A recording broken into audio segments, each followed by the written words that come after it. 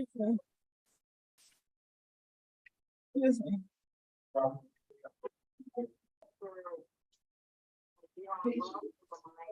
Excuse me.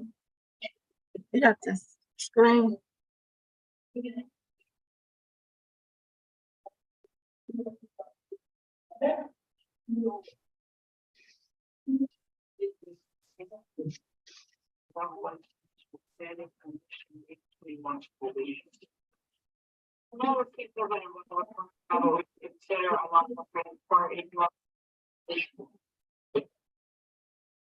What was the last part of what you said?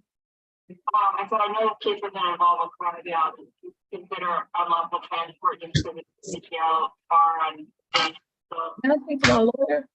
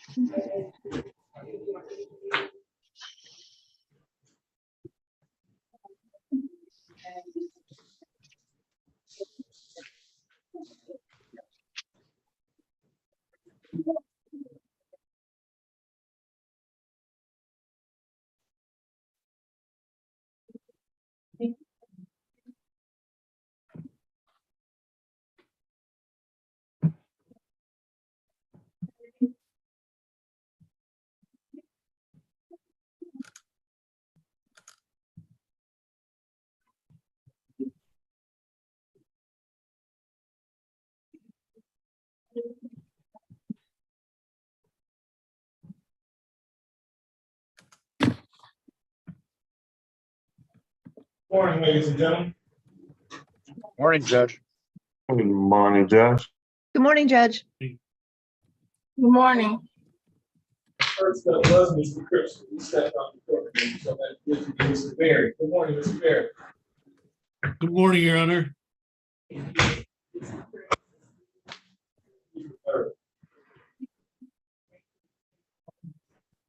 Ms. Phelps, are you on my three defendant case? Yes, Judge. Okay, so I have everybody here but Mr. Cripps. I'll wait on him to come back. Mr. Cooper, good morning. Good morning, Judge. I have, well, yes, I'm having a lot of trouble finding him. He's not in the jail, or he's in the jail under a different name. Okay, let me call it. Okay. I have the APA here on Daniels. Yes, good morning, Judge. Okay, great.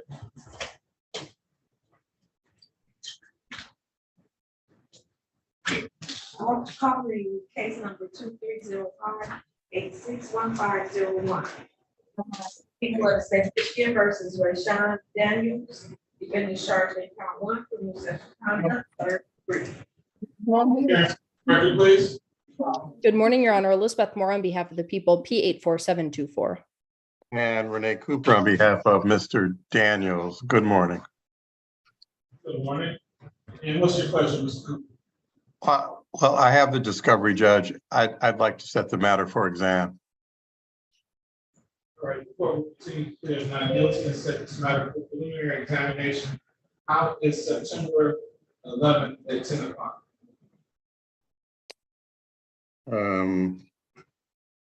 Your Honor, I'm sorry, I am not available on that day. The whole day? Yes, Judge, I'm starting a big trial on the 6th. I anticipate it will run through the 13th.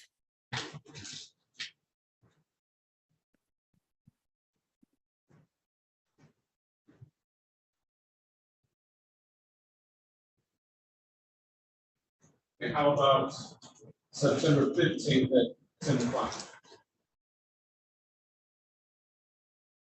Your Honor, Well- is any way the court can accommodate a little bit later in the day?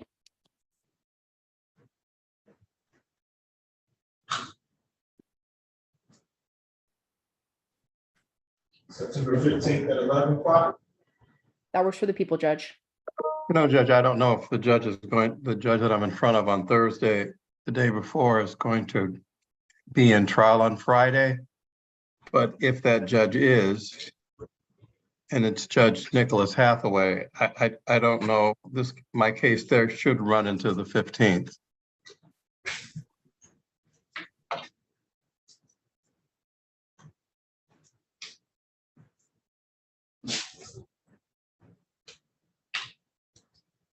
But let's try it as late as we can. You say 11 o'clock?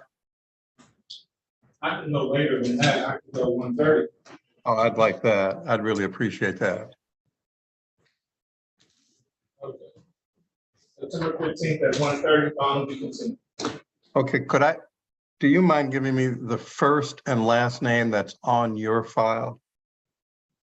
Rayshawn Daniels, REISHON, Darnell, DARNEL, Daniels, DANIELS. All right. I appreciate it, and everybody have a good day. Thank you, you as well. Mr. Sharikian, good morning. Good morning, Judge. Samuel Chirikian appearing on behalf of Mr. Lanier. Let me note, Judge, you're looking sharp today. I like that outfit. Oh, thank you. Appreciate that.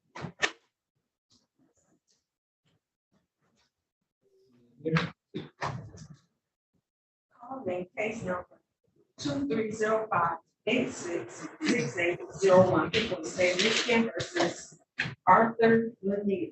Defendant is charged in count 1, weapons, firearm, possession by felon. Count 2, weapons, felony, firearm. Count 3, larceny, less than $200. Count 4, domestic violence. Defendant has a habitual offender, second offense notice. Appearances for the record, please. Good morning, Your Honor. Shelley Drain for the people, P number 60249. Good morning, Your Honor. Samuel Chirikian appearing on behalf of Mr. Lanier. Judge, if he's not present, then I'll waive his presence with the court's For the waive permission. defendant's presence, what's your pleasure? Judge, we were asked that this matter be set for exam. House September 11th at 10 o'clock. Judge, I've got federal court on the 11th. Unfortunately, I can't predict when I will be available, even if I'll be available in the afternoon. So, and then the other factor, Judge, is I go on vacation right after that. Now, my client received a personal bond with a tether. When I visited with him in the jail, he said he was just waiting for the tether to be attached. So I assume he is out by now, though I have not had any further contact with him since the first visit. Judge, I'm going to ask the court to indulge me and set this matter for exam on the 22nd. That's a long ways away, Mr. Sharikian. Well, even I get a vacation, Judge. It's not fair. Oh, I'm sorry. You can come too. Where are we going? Palm Springs.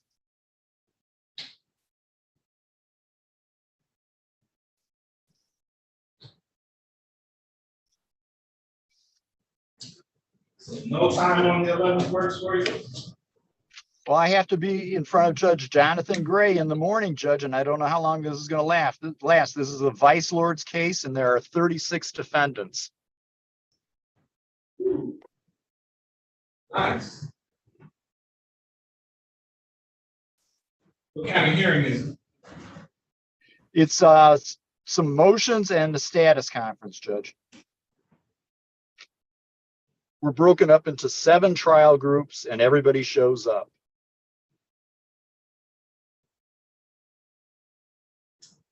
I thought the Vice Lords was a Chicago man. Well, they are, but they've got a Detroit branch, according to the government. Oh, okay. Interesting. So not even later in the afternoon? Well, I mean, I'll try to do it, Judge, if you want to set it for like 2:30 or 3 o'clock. You say you start vacation on the 12th? I'm in Macomb County Circuit Court on the 12th, and then I'm on vacation starting the 13th. Okay, so what about the 12th in the afternoon?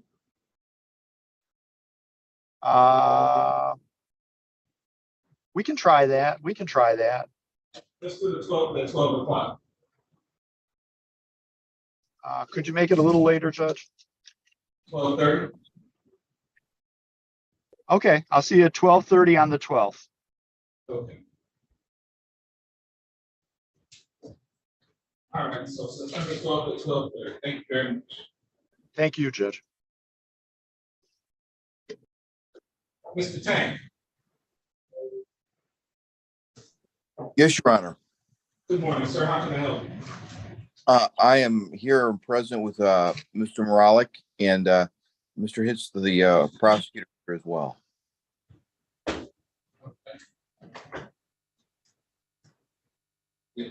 Calling case number 2305-857-301. It was State Michigan versus Jacob Morales.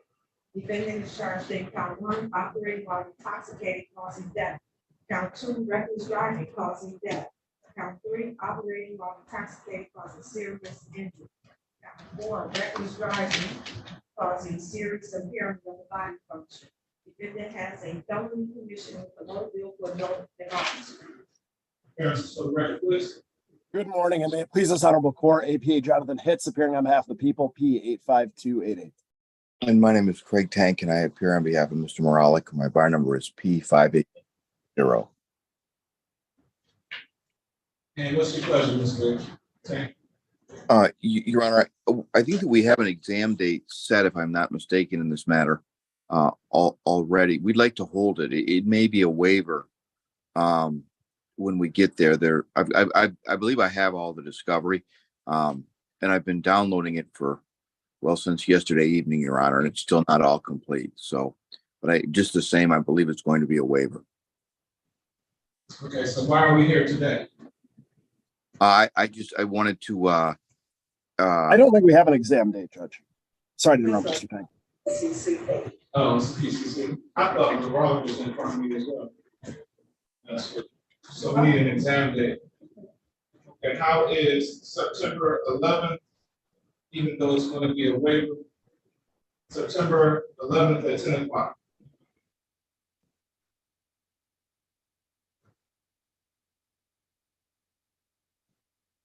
Judge, I would just ask if this can be set over to the 12th, just so I have a full week to get my witnesses in line. I know it sounds like it's going to be a waiver, but Mr. Tank isn't guaranteeing that it's going to be, so I need to make sure my civilian witnesses are going to be there. I'm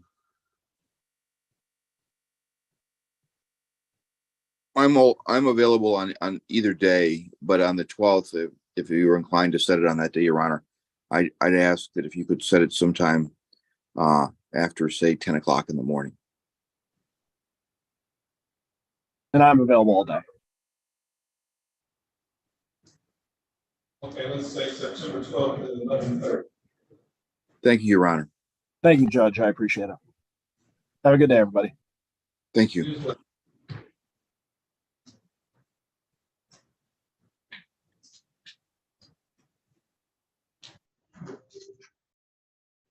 Ms. Manarino, good morning. Good morning. I have a jailer, Standifer, and I need to meet with him in a breakout room if available.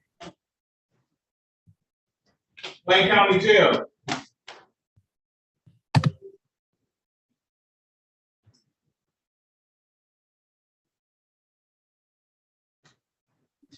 Good morning, Your Honor. Good morning, sir. Do you have a standard for me? Courtney Standifer?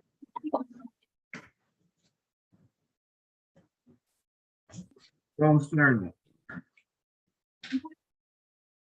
I'm sorry, I didn't hear you. Sir, can I get the correct spelling of the last name? Standifer.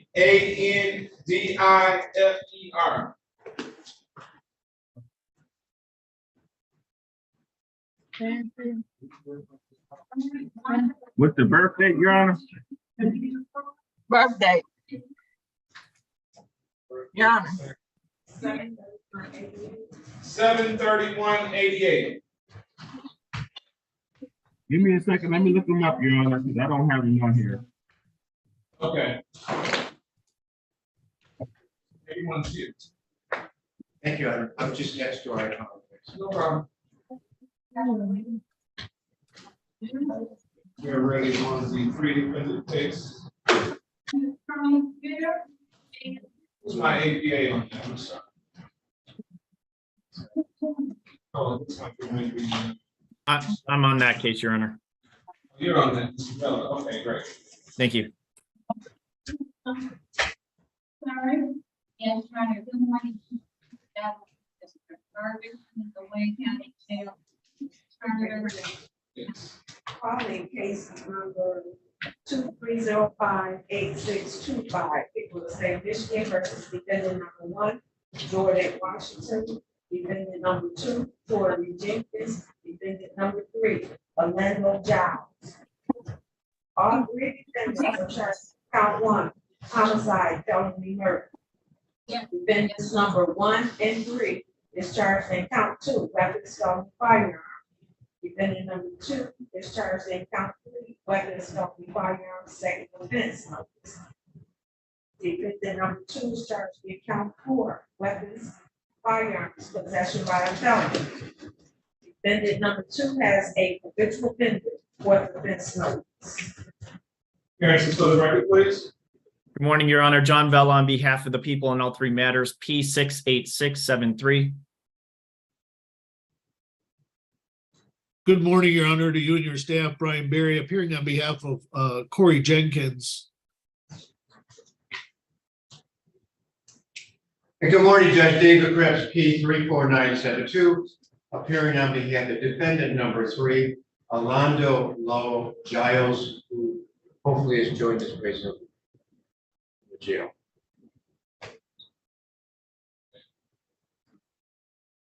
Mr. Berry, what's yours? P number? 76788. Thank you, Your Honor. All right, so gentlemen and ladies and gentlemen, what is your pleasure? Well, there's an exam date set. I'll be ready that day on the 12th.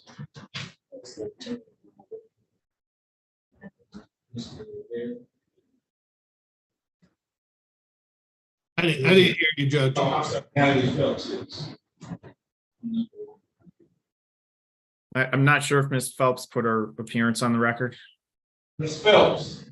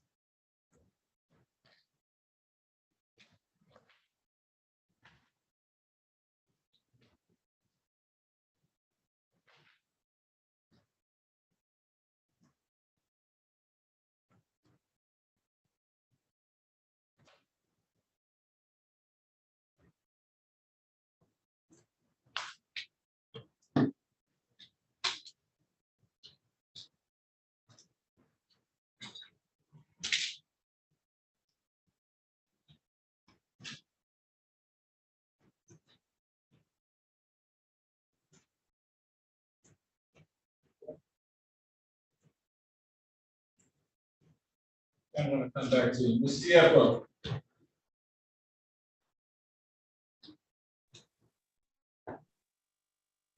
Yes, good morning, Your Honor. Good morning. You're here on Bird. That's correct.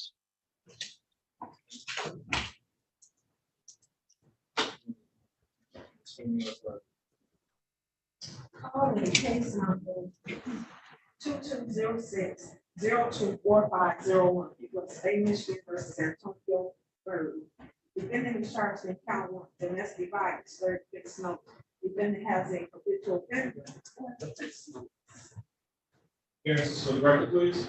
Good morning, Your Honor. Shelley Drain for the people, P number 60249.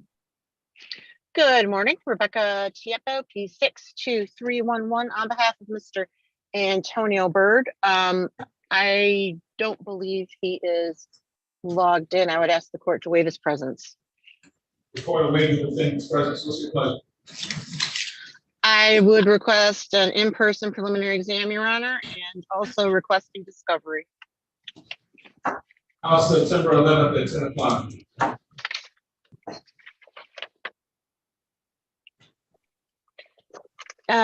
Do you have anything a little later that day? Nobody likes September 11th at 10 o'clock. Apparently not.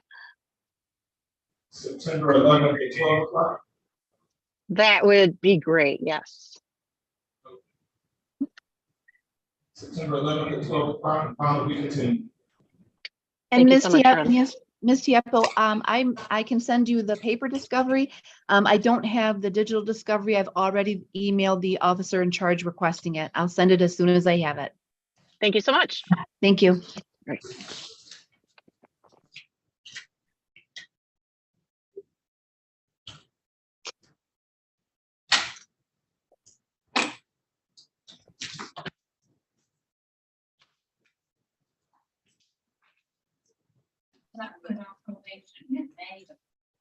Do I have any information on standard for yet?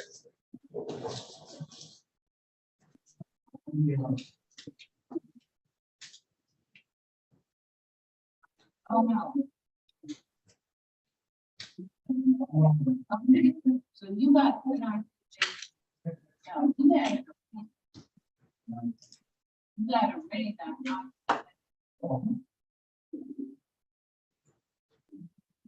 You have a court date. You gotta keep on the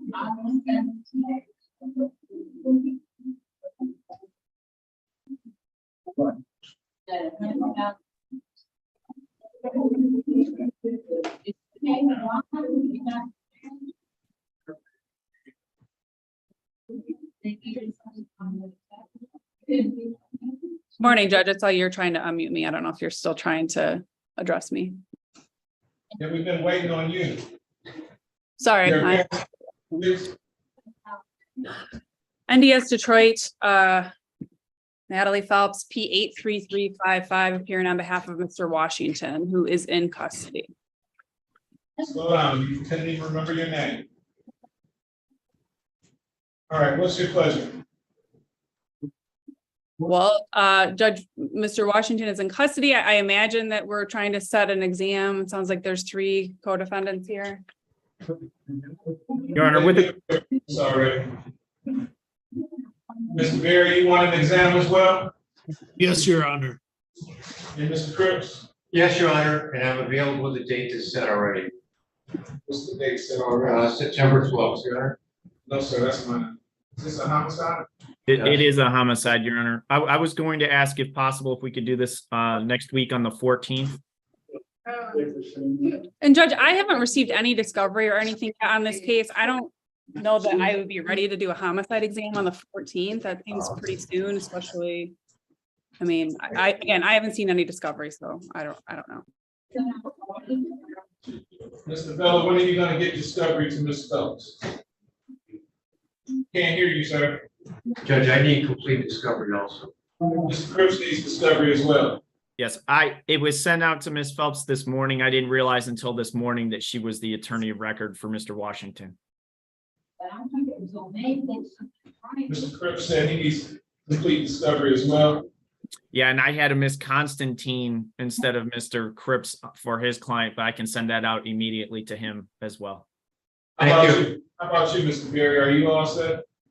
My understanding, I have most of the discovery. My understanding is that there's some body cam videos that Mr. Vella is going to get to us. But I don't know how long he needs to get those to us. Yeah, the only thing that I'm waiting on from DPD is the body cam video.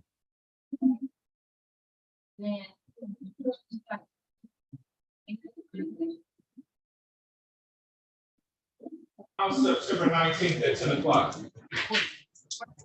Your That Honor, works for me. That date doesn't work for me. I apologize. I'm not available that day. I can do that day, Your Honor. The entire day, Mr. Bell? Yes, I'm gone that entire day. Could we do the afternoon of the 21st?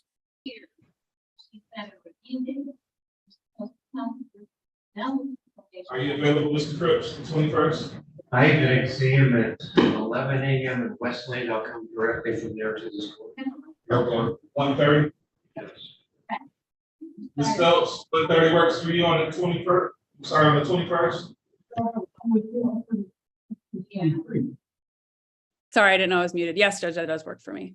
Mr. Barry, how about you on the 21st? 1:30? Yes, yes, Your Honor, it does work for me. It was all right, so I have a win. September 21st at 1:30? Yes, Your Honor, 1:30 will be fine. All right, I'll be continued, that's all three. Judge, on behalf of Mr. Giles, we request a pretrial services report. Sure. Bond consideration. And same for Mr. Jenkins, please, Your Honor. And Judge, we would ask for one for Mr. Washington as well. And I'd also request a discovery order be signed. I'll send those via email to everybody in a little bit today.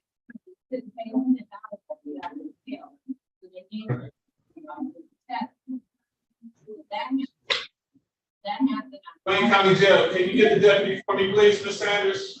Yes. Deputy?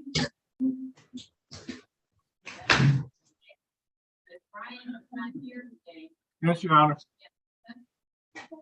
Did you get any information for me on Standiford? Yes, sir. We don't have no Standiford in custody at this time. Okay. Ms. Manarino?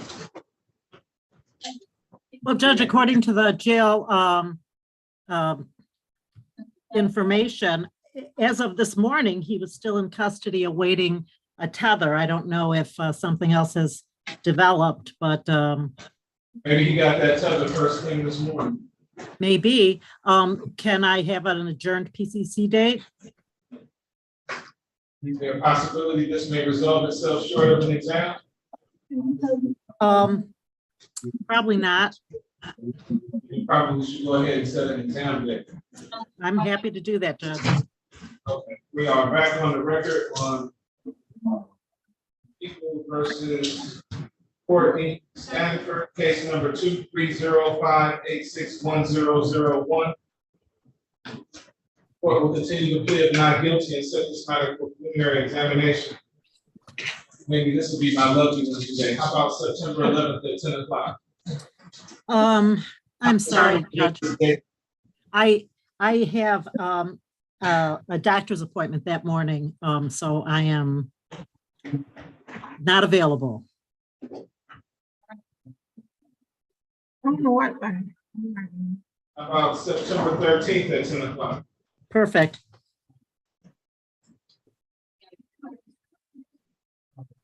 September 13th at 10 o'clock, bond will be continued. Thank you. Judge, if the court is ready for me, may I have an exam date for Breon Ricks? Today is the probable cause for that. Okay, so let me call Ricks. Thank you, Do I have Judge. I have an APA here on Ricks? Yes, Judge. Okay. Calling case number 2305-837701. For the state of Michigan versus Breon Ricks. Defendant is charged in count 1, criminal sexual conduct, first degree. Count 2, criminal sexual conduct, first degree. Count 3, criminal sexual conduct, first degree. Count 4, criminal sexual conduct, first degree. Appearances for the record, please. Good morning, Your Honor. Tina Ripley on behalf of the people, P83688.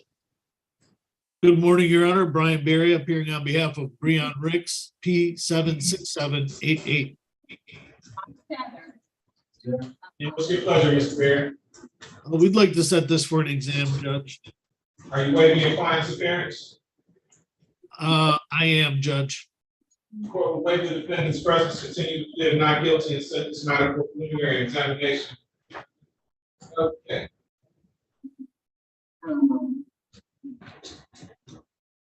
How are you for September 11th at 10 o'clock? I can do the afternoon if you have a 1 p.m. But I have 3 cases in the morning.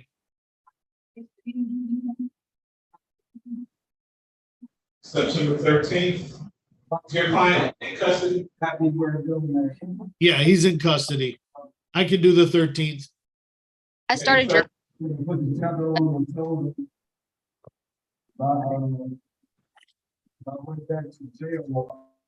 Go ahead, Ms. Ripley. Oh, I started jury trial on the 13th.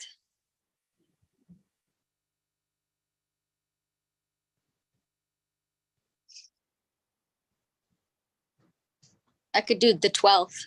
I know that's your homicide day, but.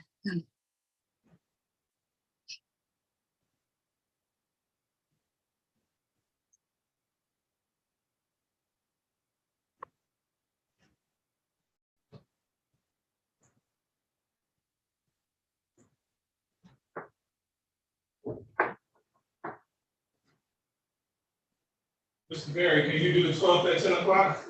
Yes, Your Honor. All right, September 12th at 10. Thank you, Judge. Can I get a DSU report, Judge? Okay. I'll make you report.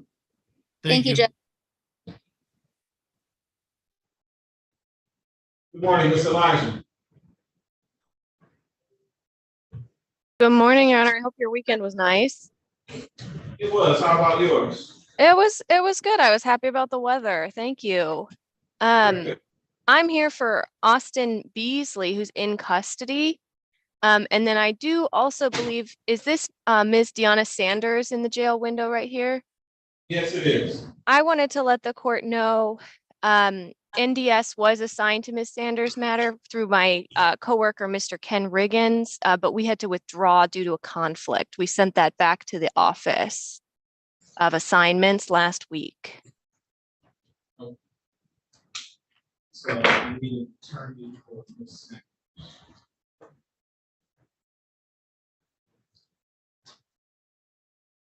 But we are ready.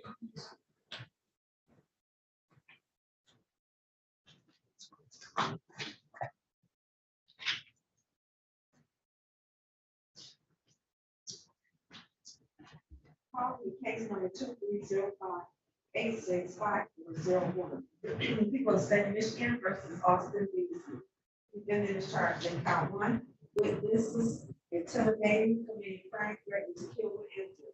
Count 2 witnesses retaliating against. Count 3 domestic violence, offense notice. 4 stalking, aggravated. Count 5 more willful, unlawful driving away. Count 6 weapons. Firearms, possession by felon. Defendant has a habitual offender or offense notice. Appearances for the record, please. Good morning, Your Honor. Shelley Drain for the people, P number 60249. Emily Elijah, P85039, on behalf of Mr. Beasley, I'd waive his presence. This morning he is in custody. The court will waive the defendant's presence. What's your pleasure? Thank you, Judge. I'd like to set this matter for a preliminary examination. And I would also like to ask the court to please order a DSU report for Mr. Beasley. Okay, first things first, how is September 11th at 10 o'clock? That will work fine, Judge.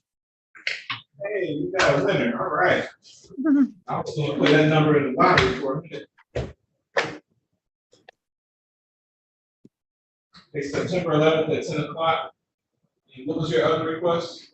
I would ask the court to please order a DSU report for Mr. Beasley. I can do that. And pre-trial service recommendation. Thank you, Judge. And one more order of business. I do have paper discovery on this matter. However, I don't have any digital discovery based on my review of the paper discovery, I do believe I should have some body cam, potentially in-car video and interrogation video, and potentially other digital material. And yes, there is digital discovery. I will send it to you right now. I'll send you everything that I have. And then let me know if there's anything else that you need, please. Thank you, Madam Prosecutor. And I would ask the court to sign a discovery order as a matter of procedure. Good morning, sir. Can I help you? Hi, yes, I'm attorney Lawrence Williams. Here on the Samuel McCray case, I'm substituting for Ms. Cora Watts. She was the court appointed attorney, and I've been retained. All right, so you're here on McCray? Yes, sir. And good morning, judges. My case. Yeah, Mr. Elson's here, so we're ready. Calling case number 2305-68100. People of the state of Michigan versus Samuel McCray. Defendant is charged in count 1, homicide, murder, first degree premeditated, count 2, assault with intent to murder, count 3, assault with intent to murder, count 4, weapons, firearm, possession by count 5, weapons, felony firearm, count 6, weapons, felony firearm, count 7 and 8, weapons, felony firearm. Defendant has a habitual offender, third offense notice. Appearances for the record, please. Good morning, Your Honor. Ryan Elson for the people. My P number is 81329. Good morning, Your Honor. Lawrence Williams, people working 902. Representing McCray. All right. Are you waiting your client's appearance? Yes, sir. What's your pleasure, sir? Your Honor, I believe that prior counsel referred him for a competency report, and it's my understanding that it has not been prepared. So I talked to the prosecutor concerning this matter, and I believe that we have court date. Mr. Elsie, have you been in contact with the forensic center? Yes, Your Honor. I did get in contact with them late last week, and it appears that there may have been some miscommunication because they didn't have a referral for Mr. McCray. Can you just speak a little louder for us, Mr. Elsie? I'm sorry, Your Honor. Is the court able to hear me okay now? I'm gonna turn my volume up. Go ahead. So, Your Honor, I did get in contact with the forensic center late last week, and I was informed that they did not receive a referral for Mr. McCray. So I believe there may have just been some sort of miscommunication, but unfortunately he has not been evaluated yet at this time. Okay, so he hasn't even been evaluated, so I'm gonna have to start this process all over again. I'll refer it for him to be evaluated. We'll set a review date for December 5th at 8:30.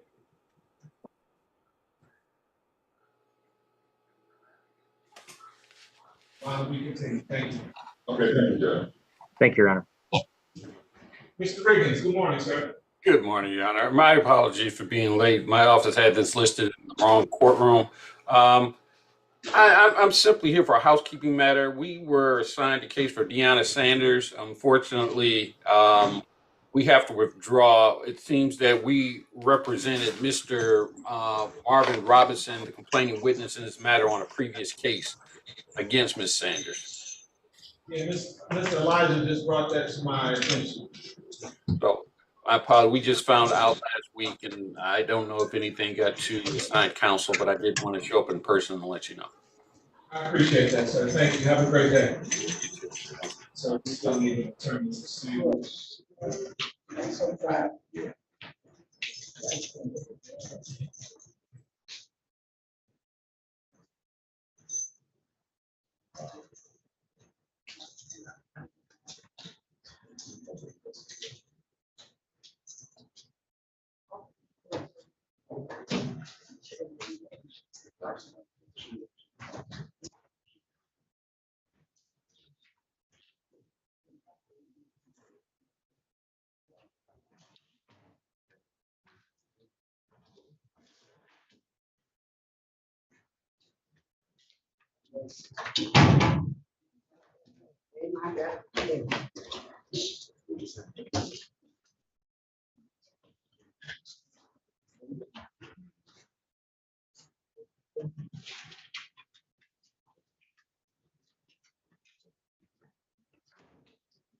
everyone.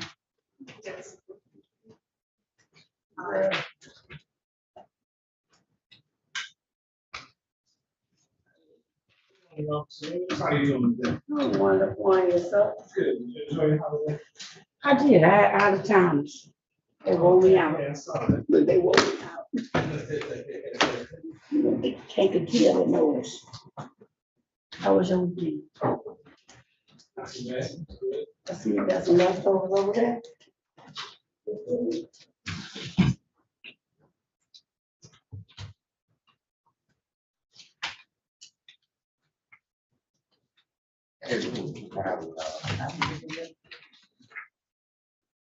Oh, I thought that job was overlooked. I still moved long. Probably.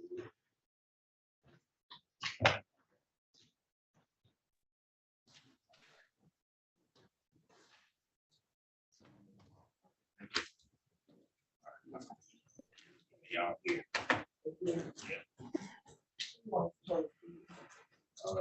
Like Tom's, very simple.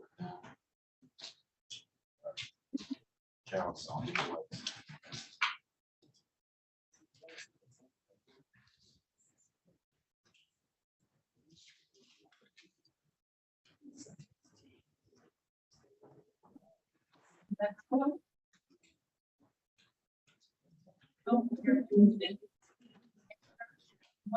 Ms. Sanders, we're just waiting on an attorney for you, okay? I'm gonna mute you. There's a lot of noise back there. You good? You okay? Don't worry about it.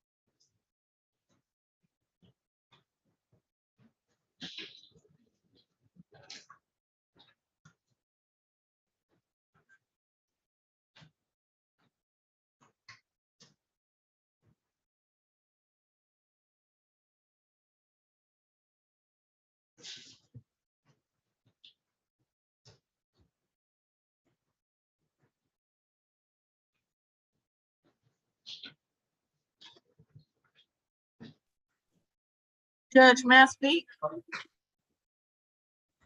No, I don't think it's in your best interest. Okay.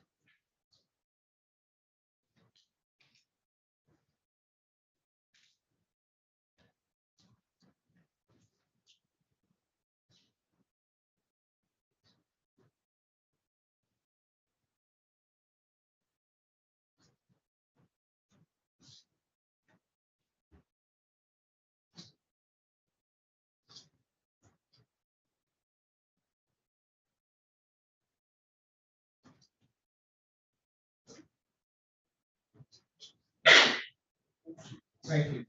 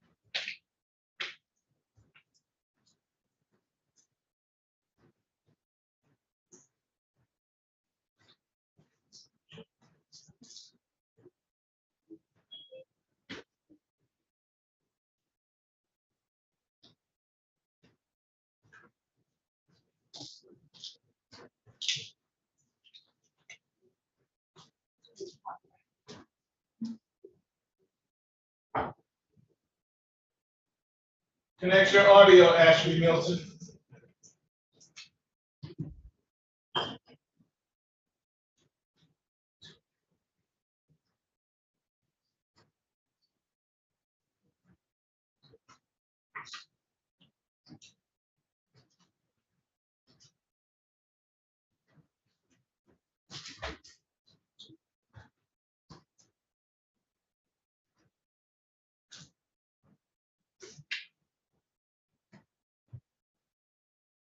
iPhone, connect your audio.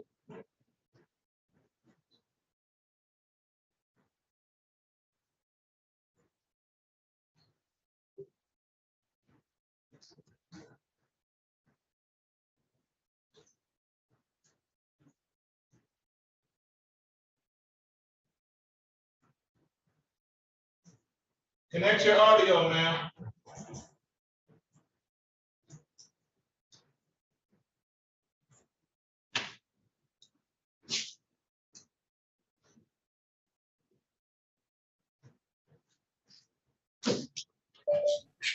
Yes, ma'am, can I help you? Yes, I was on here for my brother. I don't know if he was already seen or not. Who is your brother? Jordan Washington. Mr. Washington, next court date is September 21st at 1:30. So you have to either come in person to view what's going on or watch it on YouTube. Okay, Okay, have a good day. thank you.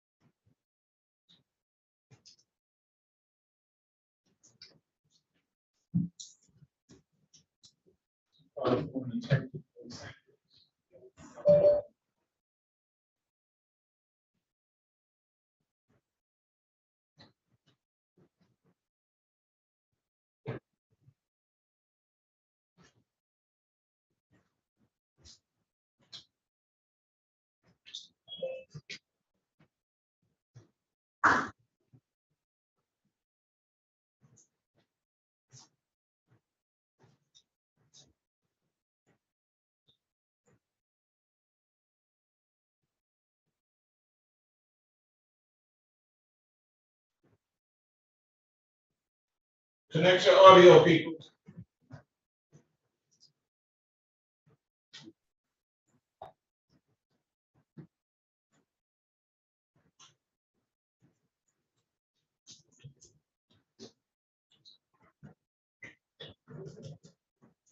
Remove the hat now.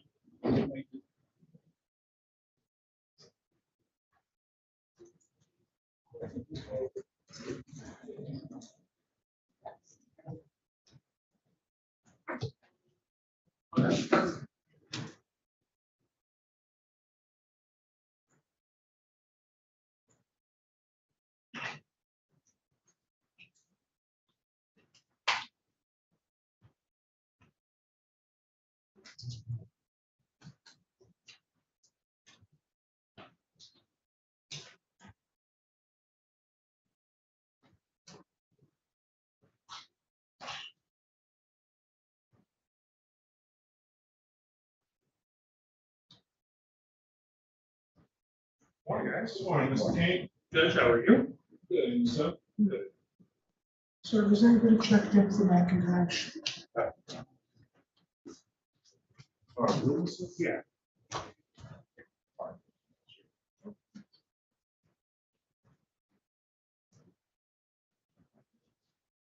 You know, I like to be early. A little bit of time.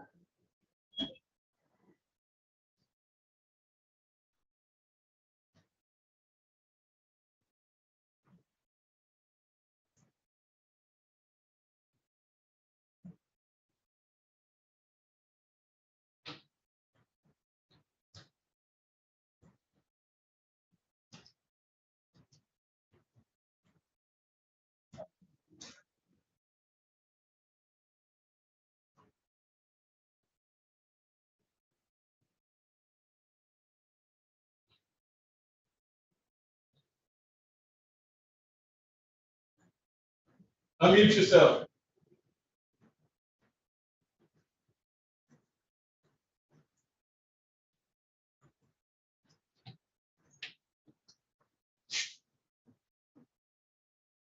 Okay, iPhone, if you can hear me, you're here from Jordan, Washington. This next court date is September 21st at 1:30. You have to either come in person to 36th District Court or view it on YouTube.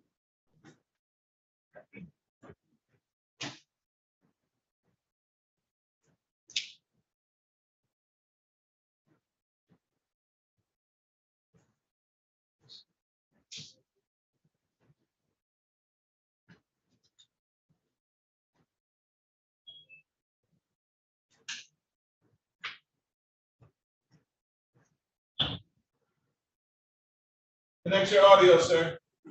Yes. Sir. How you doing? Yes, my name is Rayshawn Daniels. I had court today at 8:30. I was running a little late. I had to get help with getting on Zoom. Okay, Mr. Daniels, your next court date is September 15th at 1:30. That's in person in 36th District Court. Say that again? Your next court date is September 15th at 1:30, in person in 36th District Court. Damn. Excuse me? Okay, sir.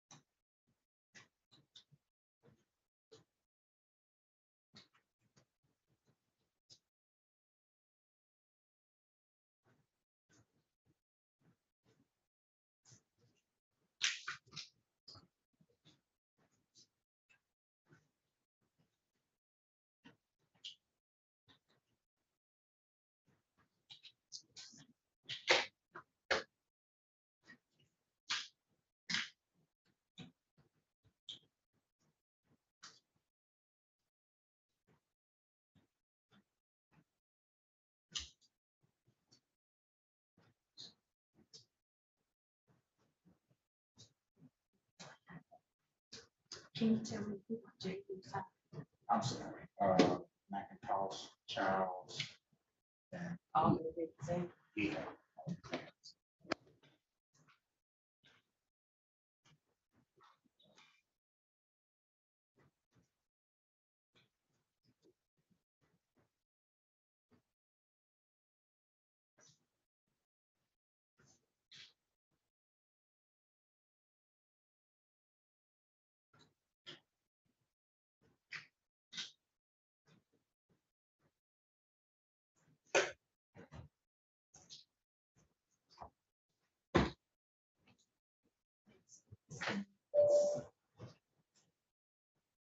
James is here. She is the-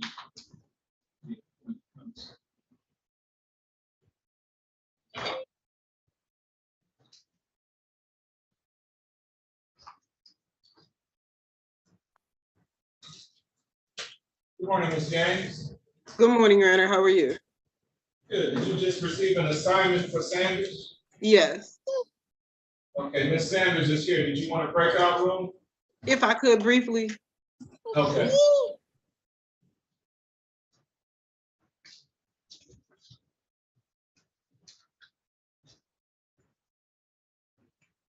Go ahead and join.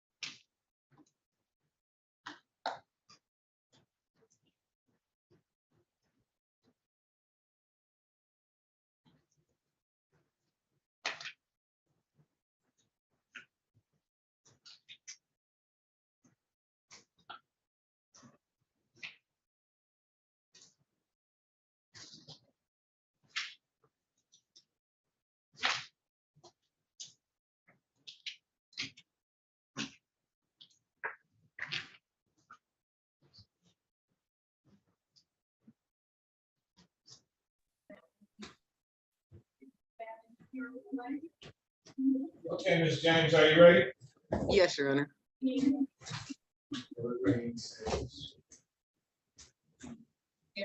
Call the case number 2305-865201 of State of Michigan versus Deanna Sanders. Defending is charged in count one, assault with a dangerous weapon, count two, domestic violence, second offense notice, count three, malicious destruction of personal property, 201 or less than 1,000. Defendant has a complete offender, second offense notice. Appearances for the record, please. Good morning, Your Honor. Shelley Drain for the people, P number 60249. And good morning, Your Honor. Nicole James, appearing on behalf of Ms. Sanders. My P number is 58961.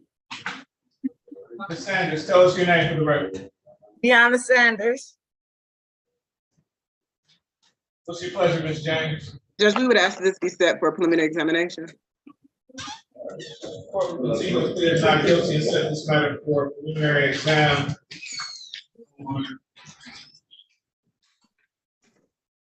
Out is September 11th at 10:30. Yes, that's a good time. Date. September 11th at 10:30, bond will be continued. Thank you. Thank you. You're all set, Ms. Sanders. Thank you.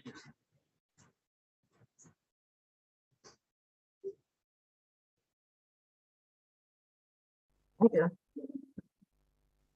I'm all set.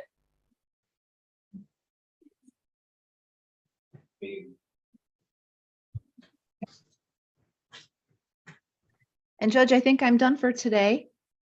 So I will see everyone tomorrow. Thank you. All right. So much. I keep thinking today is Monday. Me too. All right, have a good day. You too. Excuse me, Your Honor. Yes, sir. So that's all I have for you this morning. All right. Thank you very much. Have a great day, okay? You too, sir. Thank you.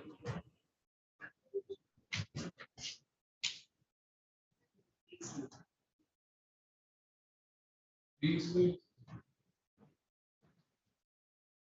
September 11th at 10 o'clock.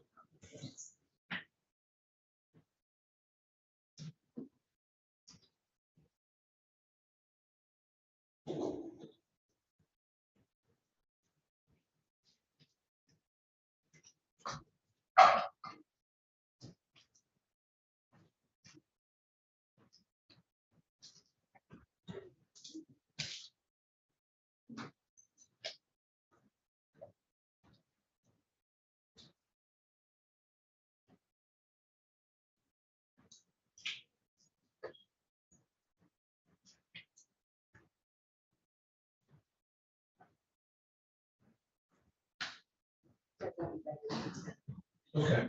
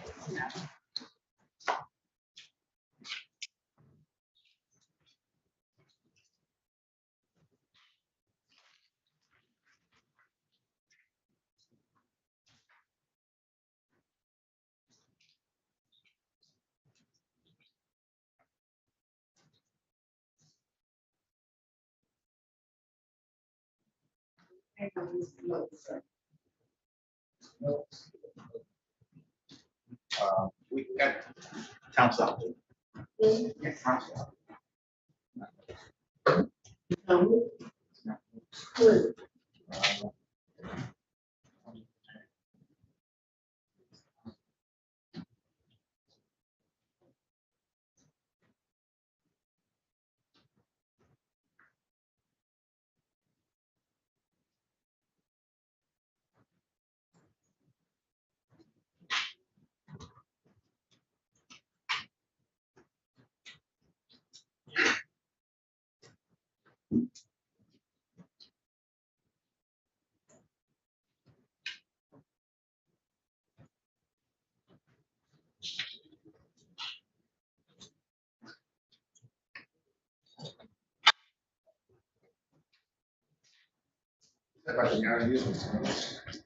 It's no time you doing that. I'm doing good. Are we just about ready? Just wait for Mr. King, just waiting for, prosecutor. Okay. Just wait for the rest. All right, here he is. Ready, Mr. King? Mr. King, my laptop set up for just 1 second. Your client's right here.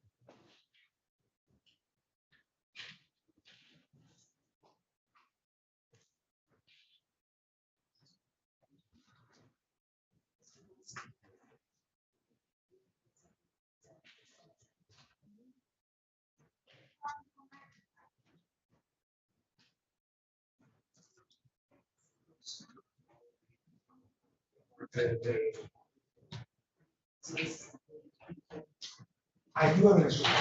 Yes.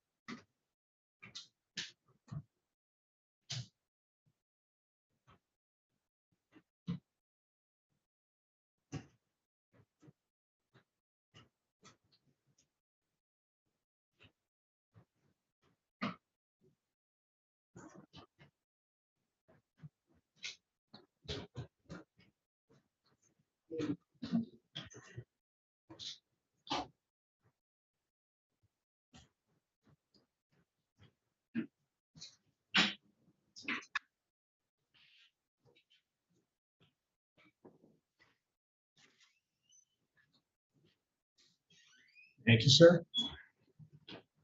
I'm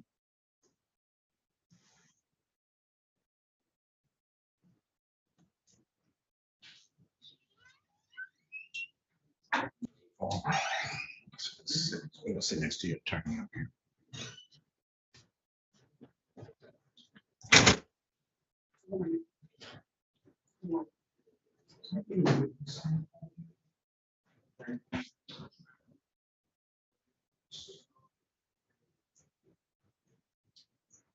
All right. Good morning, ladies and gentlemen. So I know that cases like this are normally very emotional. I don't know who is here on behalf, who, quite frankly, it doesn't matter. There will be absolutely no disturbances in this court. If for whatever reason you cannot control yourself, then I'm asking you to excuse yourself at that time. I would love for you to leave out the door that you came in, but if for whatever reason you disturb these proceedings, you'll leave out the door to the side. We don't want that, okay? So I shouldn't even know that you are in the courtroom.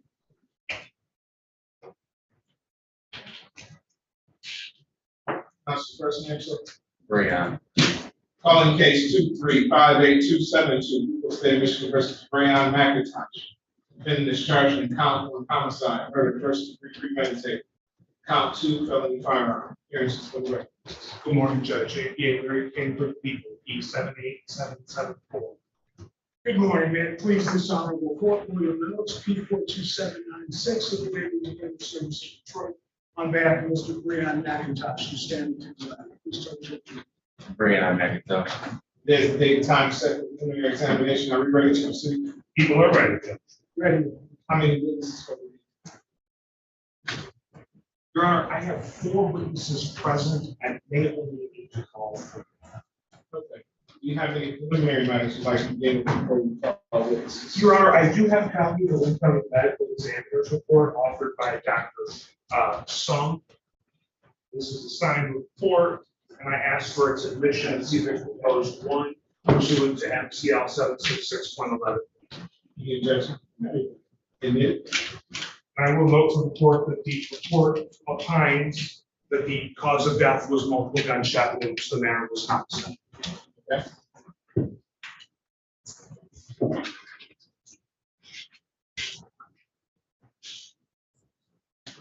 Anything else? No other preliminary matters, Judge.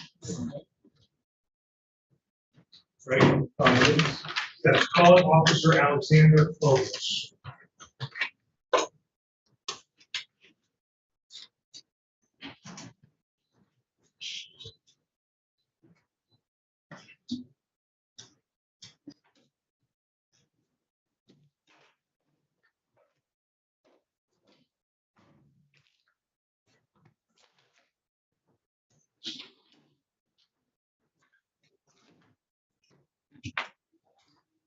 Please step forward, give your name and spelling of your name to the young lady waving at you there.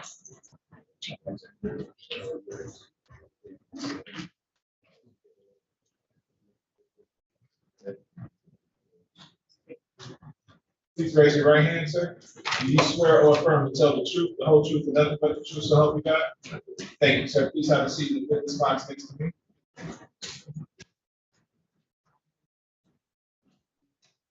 And begin when you're ready.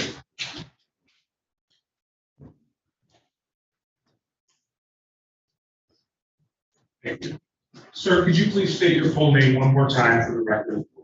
Alexander Cavazos. What do you do for a living? I'm a Detroit police officer. How long have you been employed as a Detroit police officer? A little over a year. Sir, were you working for the Detroit Police August the 4th of this year? I was. And what shift were you working? I was working the day shifts. What time is that? It was 7 a.m. to 3 p.m. So on the morning of August the 4th, where exactly, what were you doing? What were your tasks then? Just basic patrol duties, police runs. And were you working by yourself or with a partner? Thinking to between 7 and 8 a.m., were you in a vehicle? Were you at the station? Where were you? We were in a vehicle. And did you receive a call at about 7:53 in the morning? Where were you when you received the call? I believe it was a Chandler Park in Chalmers. And what was the nature of the call? I was at gunshot. Were you asked to or dispatched to a specific location related to that call? Yes, it was 6,008 bucks. Where in relation to your location on Chalmers was the gun's address you called?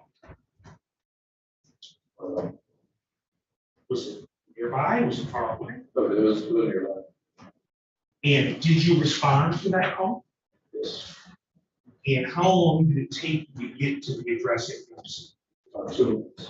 And this was 6,800 Dunstone? 6,008 bucks. 6,008 Dunstone. Is that within the city of Detroit, Lake County, Michigan? Yes. And sir, generally speaking, what is located at that address? House. Is this a residential area? Yes. And did you notice anything out of the ordinary when you arrived at that location? Yeah, there was construction going on. Man matched the description. And where was the man who was matching the description? Sorry, you received a description? Yes, we did. From whom did you receive a description? Whoever called it. And that was relayed to you how?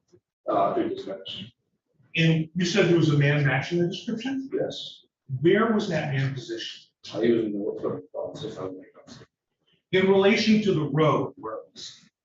He was in the grass. So. Is this a yard? Is this a vacant lot? What is this? It was a big pond. How far off of the street was Maybe 20 feet. it? And did you notice anything unusual about it? Yeah, that was Did you get a good look at the guy? Can you describe it for us? it was black. Young. What, anything else? So was it a revolver? It was somehow. And did you approach this? We did. And how close to him did you get? We were all the way. Did you actually make physical contact with him? What, if anything, did you do with the gun? He dropped it on our orders. When you ordered him to drop the gun, do you recall about how far you were from him? Again, we got 20 feet. And was the gun recovered? It was. Do you know anything about the type of firearm that this was? Yeah, it was a Glock 22. 40 caliber? Yep.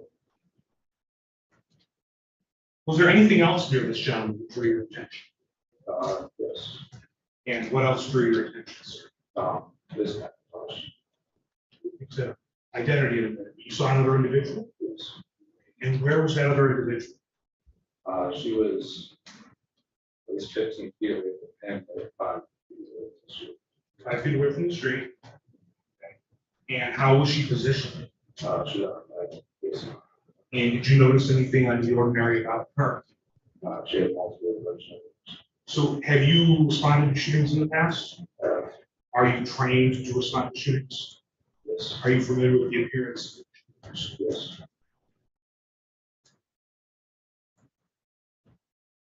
How far apart was this woman from this gentleman? 15. Did you attempt to render any aid to this woman? And was she responsive? She had no pulse. Did you notice anything else at the around her or around the area that drew your attention? Yes, multiple 40 caliber casings. And where were the multiple 40 caliber casings located? All around her. Now, the man that you saw that day, was he taken into custody? Yes. And were you present when he was taken into custody? Yes. Do you see him in the courtroom today? Yes. Can you identify him by where he's seated and what he's wearing? The record reflect identification of the defendant. So, and sir, are you familiar with these folks at all, with the defendant? I had a previous police run. Yes. How long previous one, sir? Police run. And how long ago was the previous police run? From date of the incident, it was at least 2 months. But you had seen him before? Yes. And are you familiar with his name? Yes. What is his name? Brianna. And the female that you observed on the ground, you had occasion to see her before? Yes. And are you familiar with her name? Yes, I'm Brianna.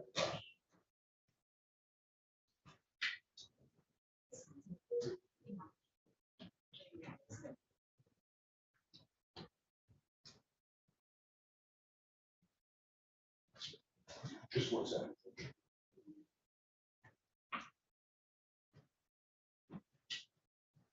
Moving further from this witness, Judge. Cross-examine.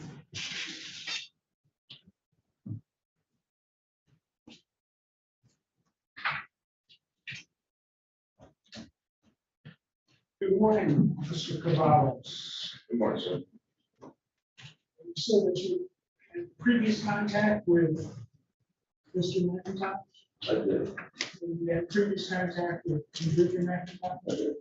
And what was the nature of that contact? It was just a police run. He wanted to make sure when we were splitting up, that you could still drive the car. So it's just. So there was no kind of a confrontation No. at that time? No, not at the time. And Mr. McIntosh was completely agreed the whole time?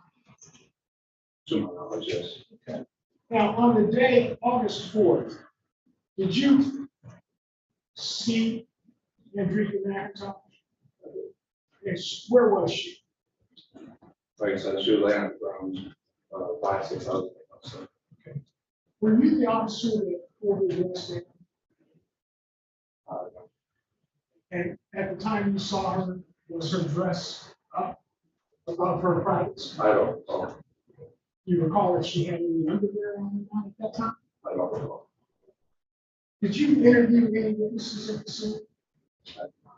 Who did? We had a detective there. At the time, it was detective around the way. Is that detective still with the force? Yes.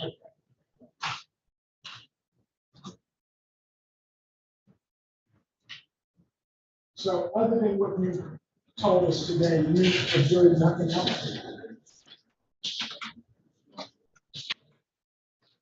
Further questions? Any regret? Thank you, sir. You may step in. I'm sorry, I do have one question for you. As you approach, sir, did you hear any gunshots? No. Any questions based on my question? No, Your Honor.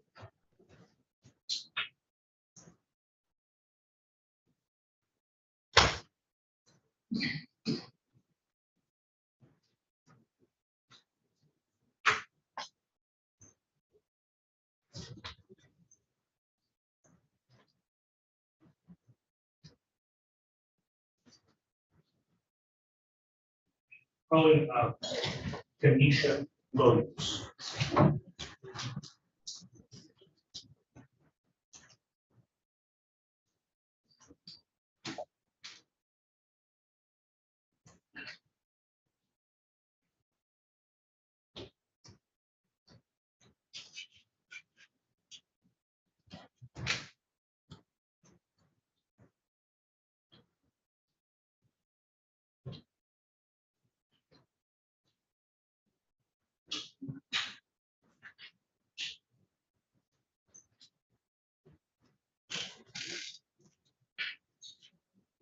Can I please give your name and spelling to the young lady waving at you there?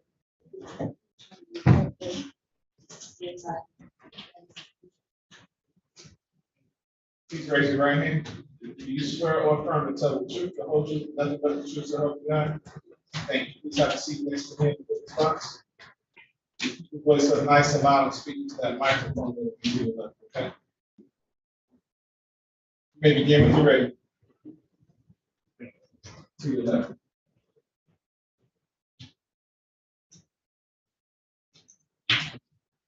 Good morning. Do you know a person by the name of Enrique McIntosh? Yes. I'm sorry.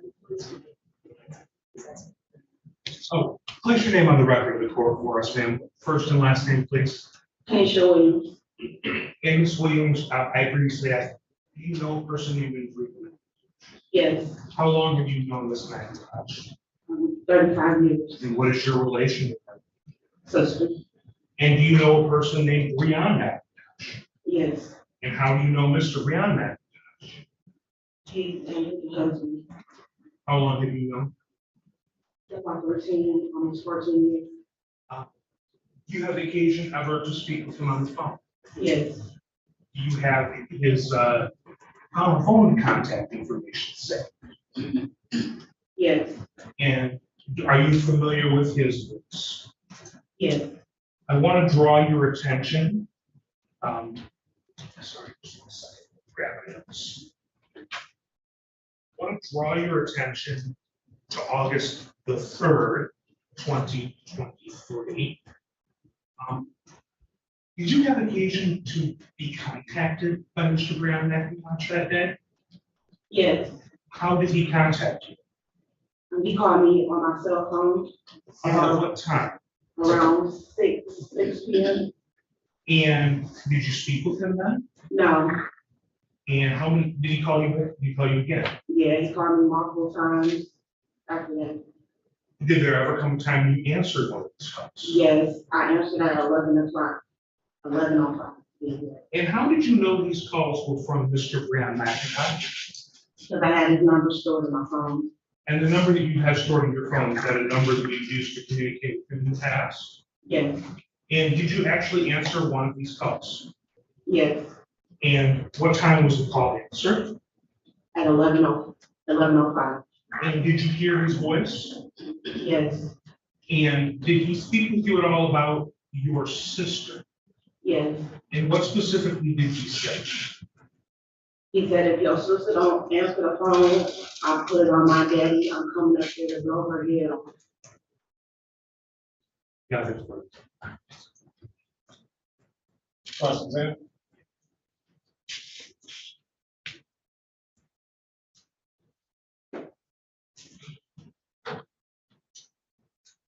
Good morning. Good morning. So, Enrique McIntosh was your sister? Yes. And you've known your sister basically all her life? Yes. And you knew Mr. McIntosh for about 13 years? Yes. And is that because he was married to your sister? Yes. And on August 3rd, you spoke to Mr. McIntosh? Yes. You said it was exactly 11 o'clock here? Somewhere around that time. Yes. So, describe the conversation. with Mr. McIntosh. I'm sure it was more than just I'm going to blow your sister's head. No, it was exactly that. He called and he said, your sister is not answering the phone. If she don't answer the phone, I'll put it on my dad. I'm gonna blow her head off. I said, hold on, Breon. I hung up and I called my sister. And did you talk to your sister? Yes, I did. Was your sister really living at this time? I have no idea. Well, you knew that your sister was cheating. No. You didn't make. No. I was the person maybe less than 100. So you never realized that your sister was seeing another man? No, me and my sister never had that conversation. Okay, but I'm not asking about the conversation. I'm asking. I said no. So you never knew it? No. That's the answer. I'm sorry. Okay, I understand. And did Mr. McIntosh at any time say to you that he believed your sister was cheating on you? That's what he said. So on the morning of August 4th, did you speak to Mr. McIntosh? Yes, I did. And what did he say to you? He just kept trying to get me to have her answer the phone. She wouldn't answer the phone. I asked Breon where he was at because I say, bro, it sounds like you outside. He say, no, sis, I'm about to go get me something to eat and then I'm going to lay down. And after that, I didn't speak to him. He called a few times at 7 in the morning, but I was asleep. I was just getting off of work at 2 a.m., 2:30 a.m. So you never spoke to Mr. McIntosh again after that? after 5 a.m. We was on the phone from, I had my fiance on one phone and he was on the other phone. We was on the phone all the way to 5 a.m. I'm talking to him. He actually texted me back and was like, sis, I'm all right. I'm about to lay down. That's what he texted back. So then we talked again on the phone. Last time speaking to him was at 5 a.m. When you were speaking to him, how did you sound? He sounded crazy. You sounded crazy. Did you sound? It didn't sound like normal Breon. Okay. So when you say crazy, It was just more so threats. He was throwing threats out there. And what was the nature of those threats? Because she wouldn't answer her phone for him. So he was getting aggravated because she wasn't answering the phone. Now, do you know your sister, where did she work at that? At the airport. She was TSA? Yes. And approximately a year ago, she had bariatric surgery? Objection relevance? Your Honor, it goes to her motivation to cheat on him and his motivation back to do something. It is entirely relevant. I'm sustaining that objection because it's not. So at any point in time, in the 13 years, your sister and your brother-in-law really well. At any time during your relationship, has Rita changed her perspective relative to food? So I'm going to object again to relevance at any time during their relationship. Okay, within the last 3 months. And again, I object to relevance. Within the day or two before this incident on August 4th, did you have any reason to know that Andrea had changed her perspective on her husband? Before August 4th, they was also going through issues. So if her perspective changed, it was due to his action. None of this was because of her issues. Not in my opinion. Can you redirect? No redirect, Judge. Thank you, ma'am. You may stay.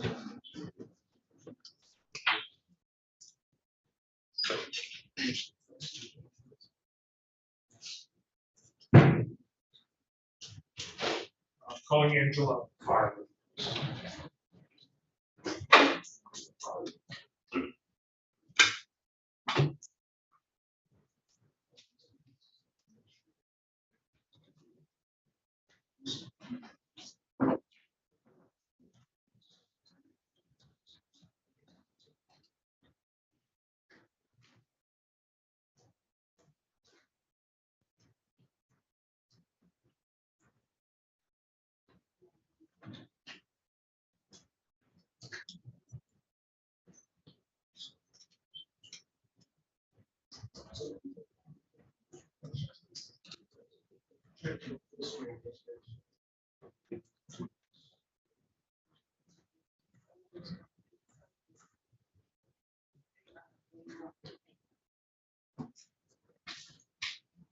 Raise your right hand. You swear or affirm to tell the truth, the whole truth, and nothing but the truth, so help you God. Thank you. Please have a seat in this box right next to me. Voice up nice and loud and speak to that microphone that will be to your left, okay? Speak directly to that. Say again when you're ready. So, ma'am, for the record of the court, can you give us your name one more time? Yes, Farley. Ms. Farley, did you know a person by the name of Andrea Mack? And how did you know this person? Have you known her whole life? Do you know a person named Brianna? Yes. How long have you known Mr. Brianna? And you see him here today? What's he wearing? Record reflect identification. And ma'am, I want you to turn your attention to August of this year, specifically August the 4th in the morning hours. Did you receive any communication from Mr. McIntosh on that day at that time? Yes. And how did he communicate with you? And is this a user phone number that you're familiar with? Yes, my phone. So your phone rang and you believe it's what it is saying. And you have your daughter's number saved in your phone, is that right? And when you picked up the phone, did you hear a voice? Yes. Whose voice did you hear? And ma'am, do you recall what, if anything, he said to you? Yes. What did he say? He said,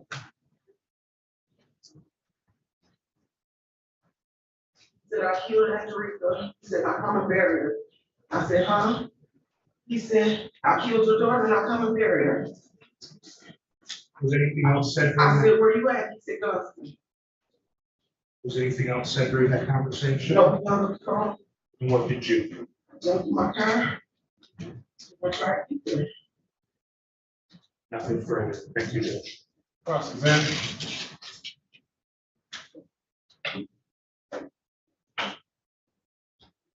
August 4th, did you give a statement to the police? Yes. And everything that was contained in that statement was true? Yes. And so just one other question. Did you know Martinez Johnson? Yes, I know Martinez Johnson, probably always on. What role Mr. Johnson played in this event? Huh? Did Mr. Johnson play any part in this incident? Martinez, my kids grew up with him. Was he with him? Yes. Why? To go to court. And for support. And Mr. Johnson didn't have any other support? No, not that I know of.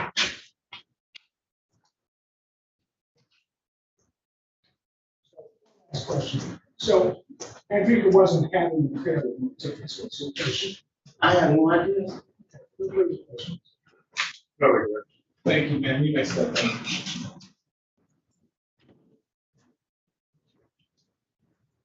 No further witnesses, Judge.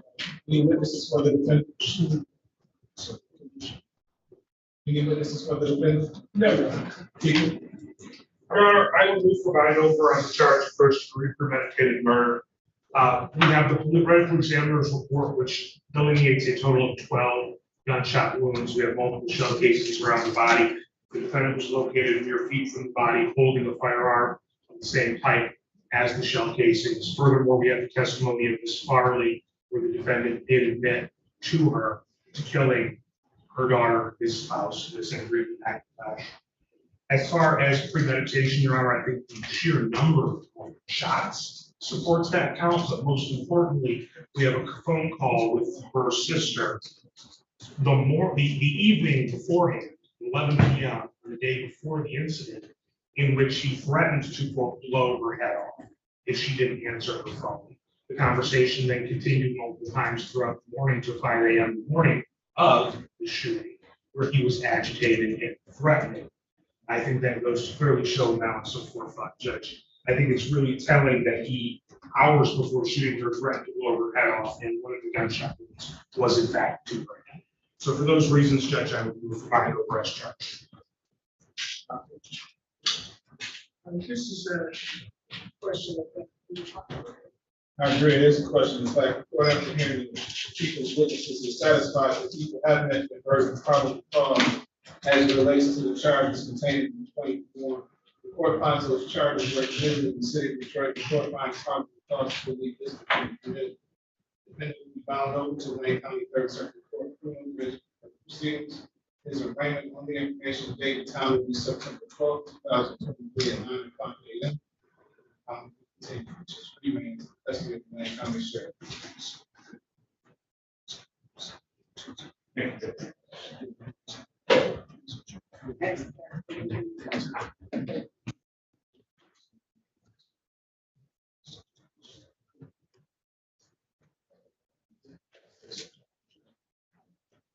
May I retrieve my exhibit from the court? Yes, sir. Yes, sir. Appreciate it. Appreciate it. Thank you, sir. Have a good day. Next time. All right.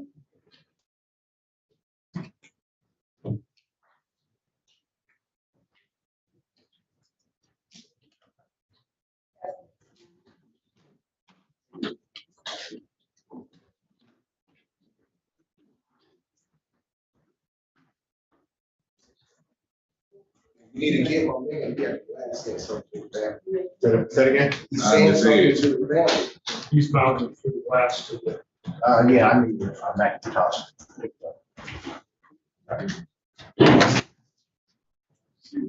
Hey, I'm sorry. So.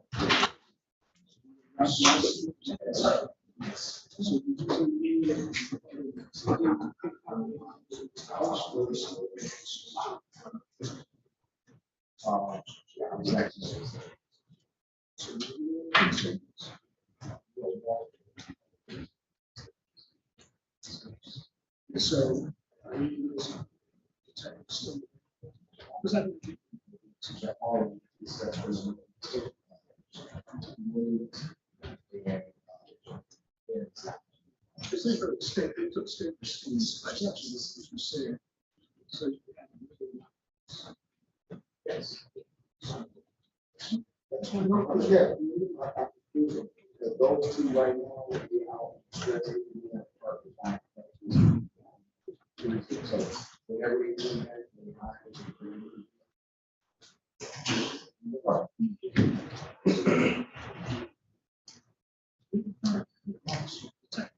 well, I don't have new cards, I just have to move. I have new cards next week.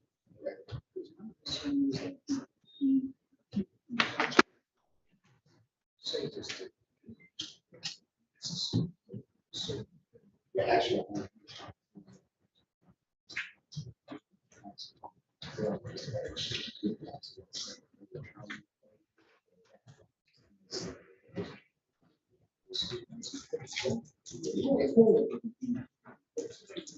Yeah, no problem.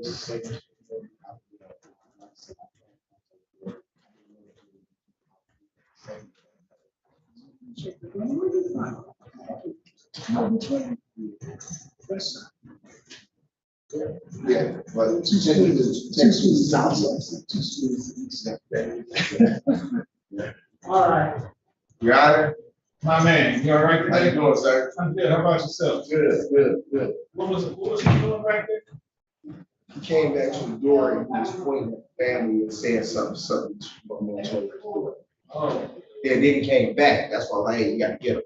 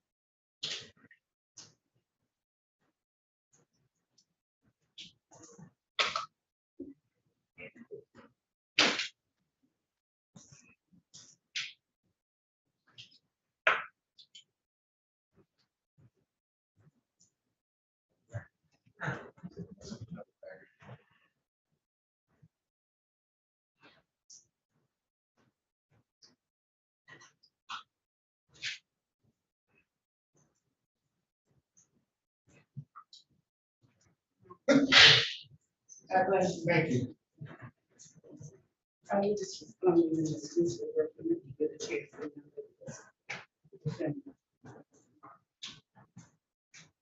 They will go come today.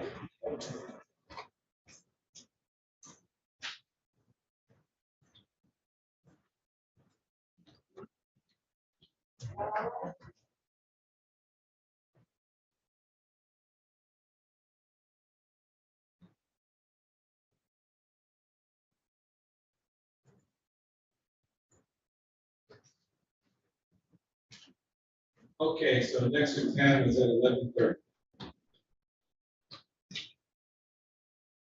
is a two-defendant case. Alexis Child is in addition to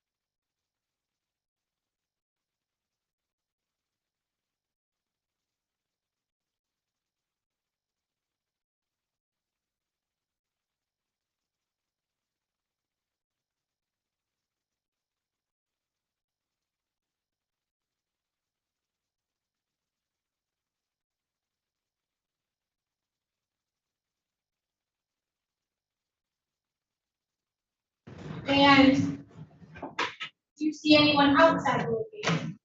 Yes, it was me, Thomas, Quante, and my other little brother named DeAndre. And what do you do when you first pull up to the location? I pulled up to my house. I had friends with me. When my friends had to go use the bathroom, and I took them in and started to go use the bathroom. So as soon as I came outside, I was only in the house for like 25 minutes. So as soon as I came back outside, me and Thomas was talking by his truck and everything. And next thing you know, I get struck by gunfire. Your Honor, I'm gonna object. This is turning into a narrative for the question answered. Yes. Now, you had mentioned that when you come back to the location, you come with some friends, correct? Yes, ma'am. Who are those friends? My friend Michael, it was some females that we just met. And you said when you get there, you go inside the location, correct? Yes, ma'am. How many people are inside the location? It was my father, my sister, Lucretia. It was probably like 5 people. Do you know why everyone was over at this house? Yes, it was for a little get together, birthday party. Whose birthday? Lucretia. And were there any children at the location? Yes, How many children? it was 2. Can you name them, please? It was Kari and Deshaun. And who are the parents of those children? I'm getting tongue tied right now. That's okay, you can take a minute. Ashley.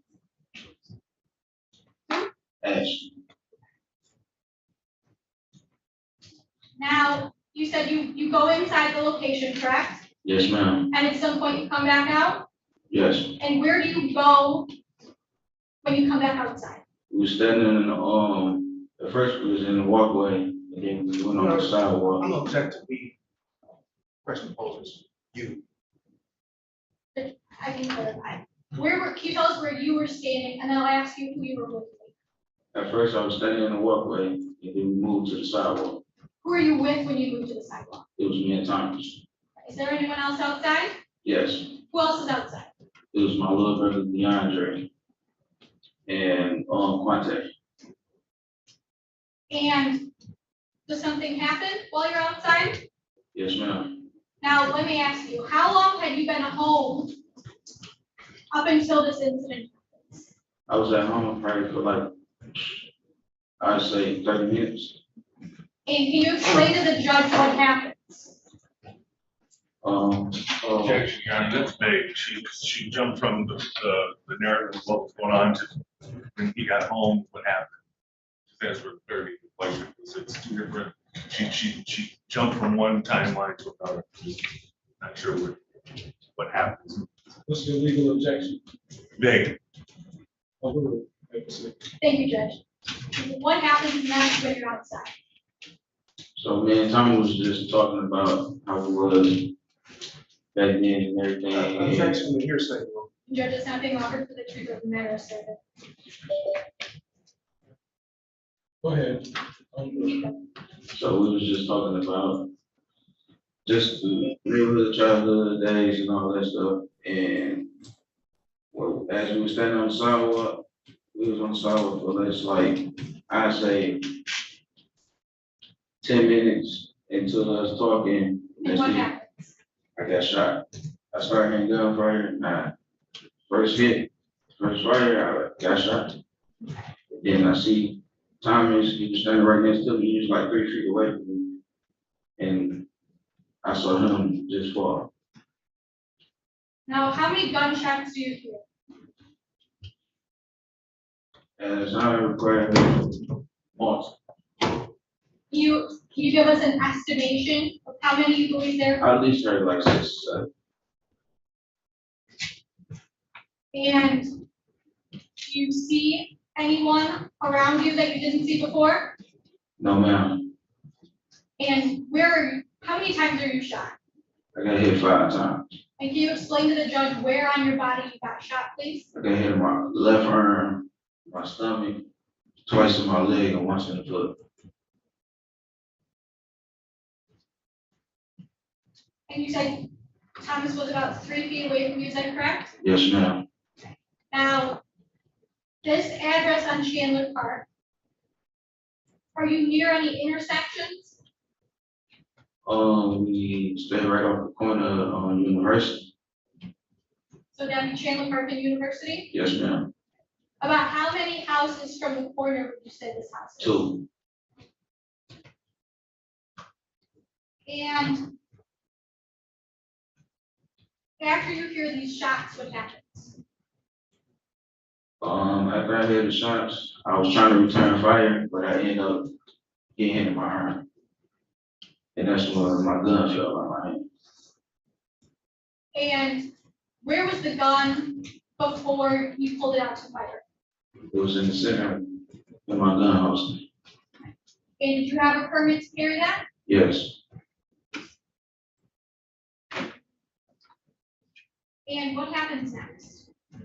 So as I was trying to return fire, got hit in my arm, dropped my gun, and I was trying to get it to cover. So Thomas had parked in front of my house. So that's when I had got it to cover in front of his truck. And next thing you know, I looked at my leg. It was broken all up. And that's when Thomas was laying right there on the sidewalk. I looked at him, and somehow I got the strength to drive myself to the hospital. I ended up hopping back to my car and driving to the hospital. Now, when you say you see Thomas on the ground, do you notice if he has any injuries? Yes, What do you see? I noticed that he got hit in his head, You say hit in his head. What do you mean? like shot in his head. And do you ultimately take yourself to the hospital? Yes. Which hospital? St. John.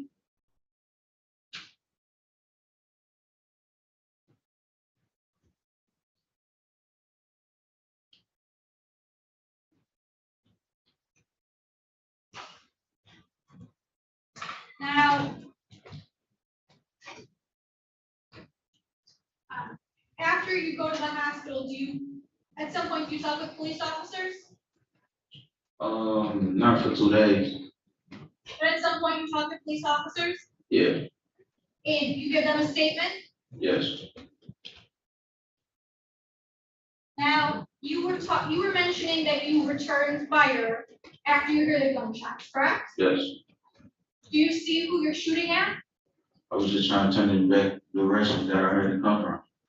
Did you see any figures or any people in the direction that you were shooting at? I saw figures, but it was blurry, like I just got hit.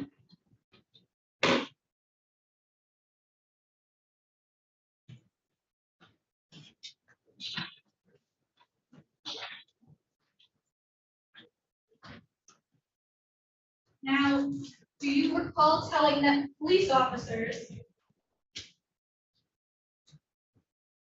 I pulled out my black 40 and shot at a person wearing an orange hoodie. He then shot me in my left arm and I grabbed my gun. Do you recall telling the police that? Not like that. Okay, can you explain to us how it was then? I said I pulled out my gun, I shot in that direction. Did you see anyone return fire at you when you shot in that direction? No, it was already taken off. I'm sorry, could you say that last part again? It was already taken off. Okay, how many people do you see? It was 3. That's what I heard, but I'm sorry, I don't want to hear what you heard from someone else. I want to know just what you saw on that particular day. when I saw it, I saw one person taking off. Okay. From where? Where were they standing? Off of University. That be near that intersection? Yes.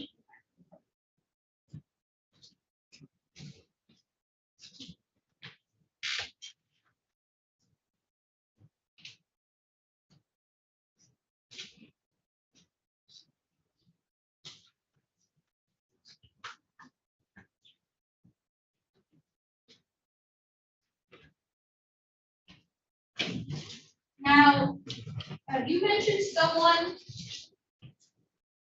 at the home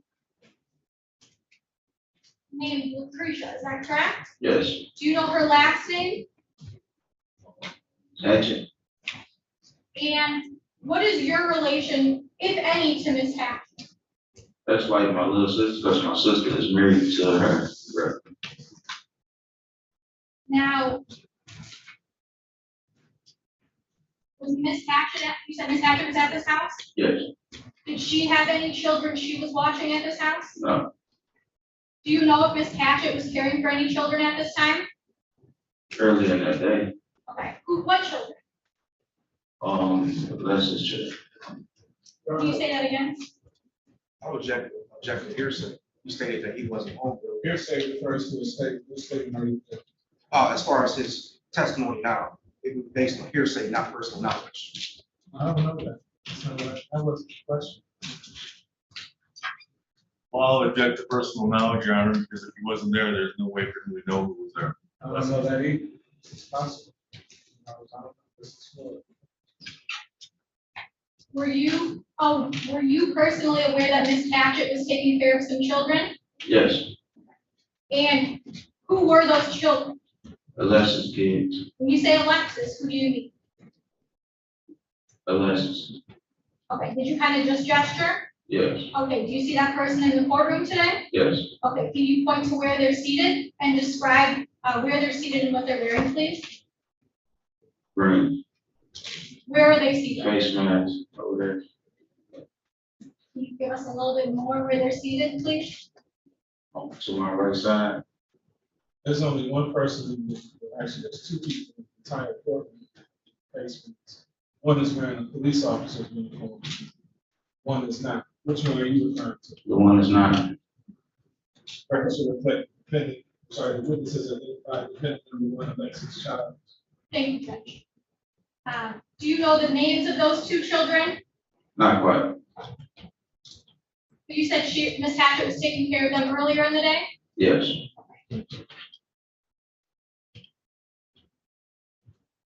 Do you know why Miss Hatchet was taking care of those two children? Yes, ma'am.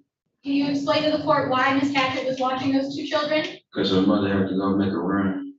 You say that again? Because her mother had to go make a run. What do you mean when you say that? She had to go do some errands. Whose mother? Whose mother? Lucretia. How old is Lucretia? Lucretia, 16. 16. Yeah.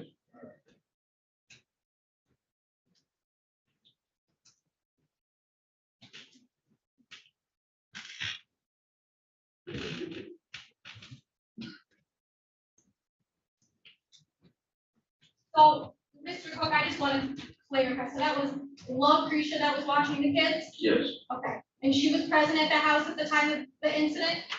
Yes, but she was inside. Okay. And was a Lucretia present at the home on this day? Yes. Okay. And what's your relationship to Lucretia? Mother and me. So that's my sister, husband, mama. Now, are you aware was Lucretia also taking care of some children on this day? At that night, they ended up dropping the kids off. Who dropped what kids off? Alexis kids. They wasn't there when the accident happened that night, but they was there during that day. Okay. And was Lucretia taking care of them? Yes.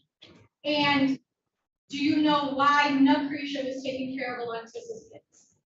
That they had, the mother had to run an errand. And what mother are we talking about now? Lucretia. Whose mother? Lucretia. Lucretia's mother? Yes.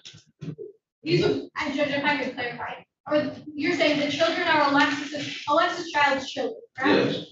That Lucretia was watching Yes.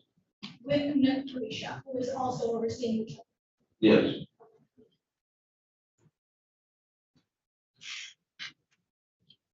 Are Lucretia and Lucretia related? Yes. That's mama and daughter. Their mother, daughter. Yeah. Is Lucretia the mother? Yes. And Lucretia is her daughter? Yes. Who is 16, you indicated? Yes. Do you know why, if you know, Lucretia was taking care of Alexis Child's children? No, ma'am.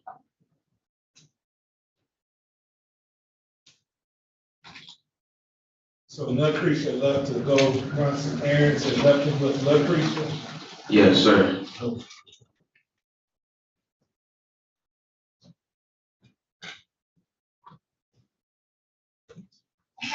Thank you. Cross exam?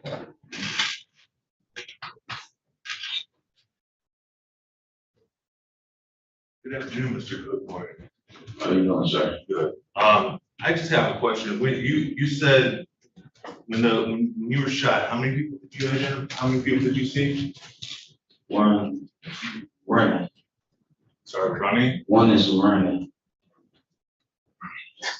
If I asked you how many people you saw shooting, I just said one was running.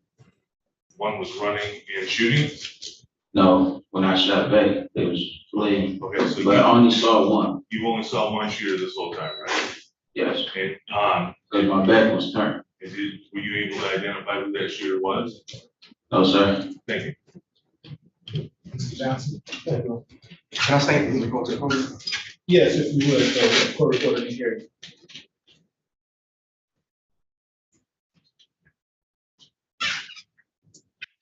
You stated that you were coming from downtown? Yes, sir. Did you have something to drink? No, How about when you were at Chandler Park? Did you have something to drink? no, Have you ever been convicted of a crime involving theft, dishonest to your false statement within the last 10 years? no. Yeah, you stated that you had a CPL, correct? Yes, sir. Did you tender that over to an officer? Yes, All right, now you stated that, you stated that you tried to return fire, but you couldn't? yes, And then the prosecutor asked you about firing shots next, correct? yes. And then you stated that you fired shots. I fired a shot. That's when I got hit in my arm. How many shots did you fire? One. Did you remove the shell casing? Remove a shell casing? Right. Yes. Where's the shell casing? I don't let it. You fired from a Glock, Yes, a 40 caliber weapon? yes.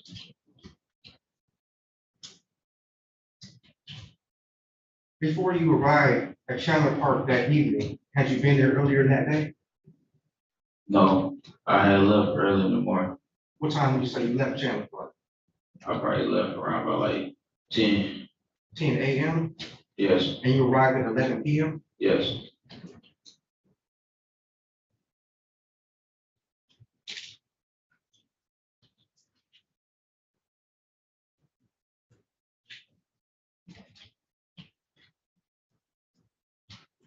Were you promised from the government for your testimony?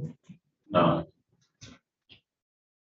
You drove your vehicle to the hospital yourself, correct? yes, Were you approached by what was in your vehicle no, from an officer or a prosecutor? no. How many statements did you make? One, Was that in the hospital? yes, Did you speak to an officer on the phone? no, How about a prosecutor? no. No further questions. Can you redirect? No, Judge, thank you. Sir, did you mention something to the police about somebody wearing an orange hoodie? Not quite, no. So the officers made that up? Didn't say anything about an orange hoodie? They put that in the statement. But you didn't give them that information? No, Why did you pick up the shell case? I never did pick up my shell case. I thought that's what you just told the attorney that you picked up, the shell case. No, he asked me, did I have my shell case? And I said, no. He asked you, did you pick it up? You said, yes. Okay, maybe I misunderstood. Any questions based on my question? No, ma'am. Yeah. I didn't know she was.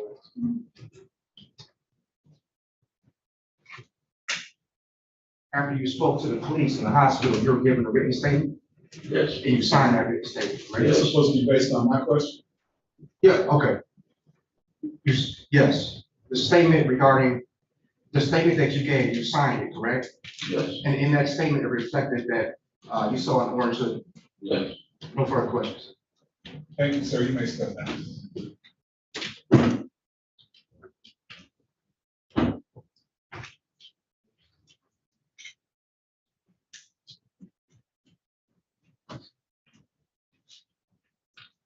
Next witness, please. Thank you, Judge. At this time, the people would call the Quante Thompson to the stand.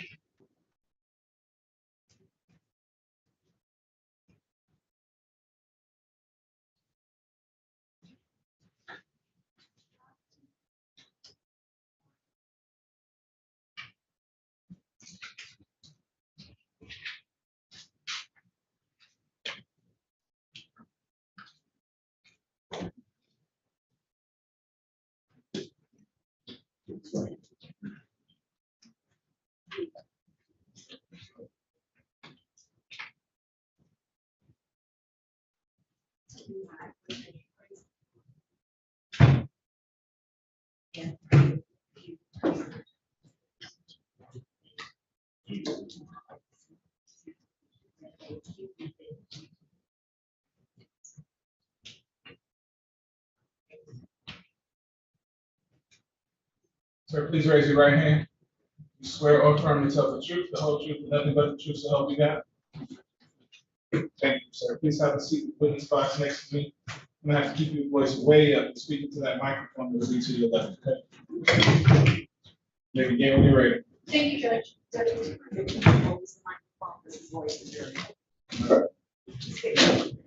Face.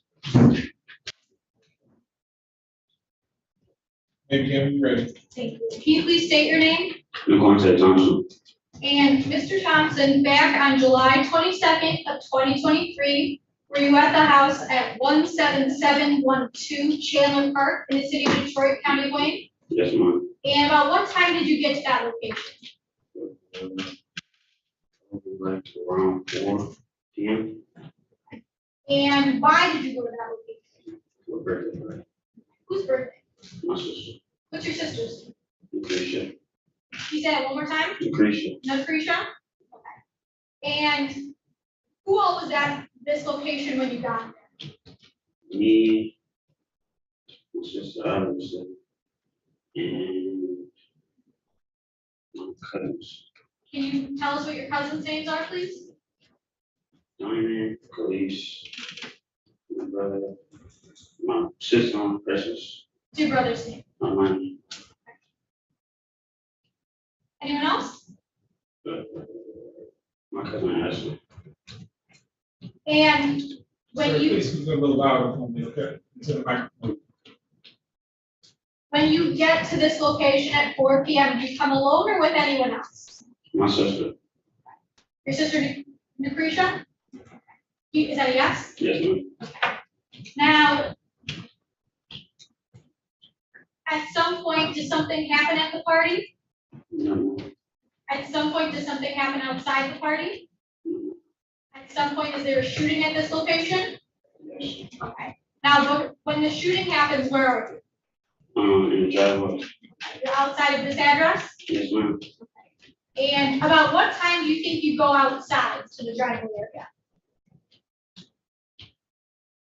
I mean, I was always standing outside. So you never went inside the house? I did at one point, but like it was like back and forth. So Okay. So, do you recall a shooting incident happening? yes, About what time do you think that was? I do not know. Would it have been around? It was dark outside. Would it have been later in the night or? Yes. Okay, about what time do you think? You can give us an estimation if you're not certain. But probably 2 in the morning, I guess. I'm sorry? 2 in the morning. And you said you're outside in the driveway area? Yes, ma'am. Who are you with outside? My cousin Diamond. Who else? That's it. Okay. Do you see anyone else outside?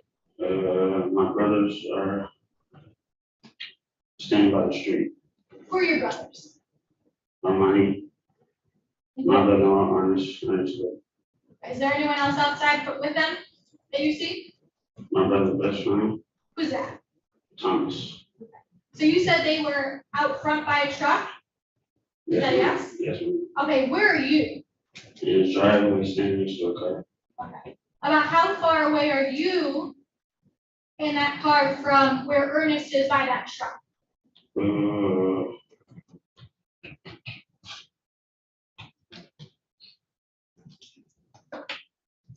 You could point to something in the courtroom that would illustrate how far away you were. Probably a little further than that wall, like outside of the door. Maybe about 40 feet. I'm going to approach with people's proposed exhibit number 2.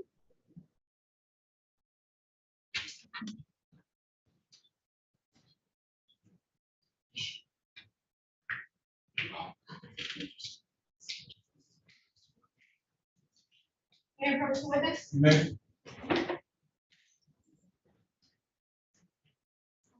Handing you people's proposed exhibit number 2. You can hold it. Okay. Does that area look familiar? Yes. Okay. Does that look to be about the house on Chandler Park? Yes.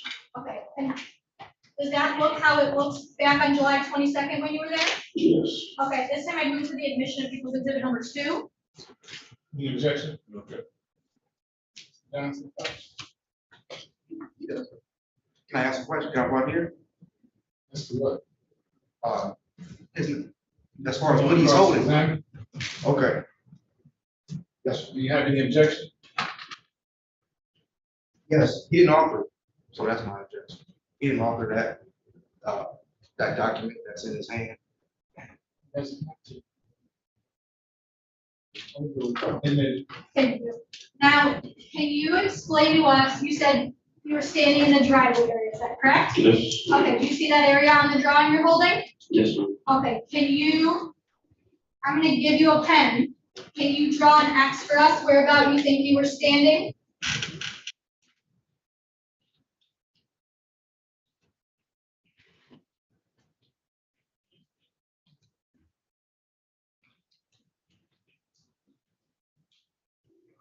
Thank you.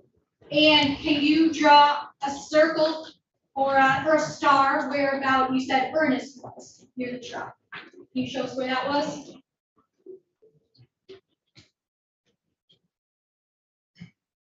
If you're not sure, then you can say you're not sure. Okay, that's no problem.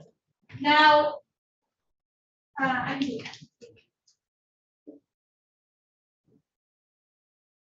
Now, while you're standing outside, does something happen? At some point, do you hear some gunshots? Yes, ma'am. How many gunshots do you hear? I heard one before I knew what it was, and then I just kept hearing them like that, so. About how many do you think? Can you give us an estimate. 5, 10. Can you give us an estimation about how many you heard?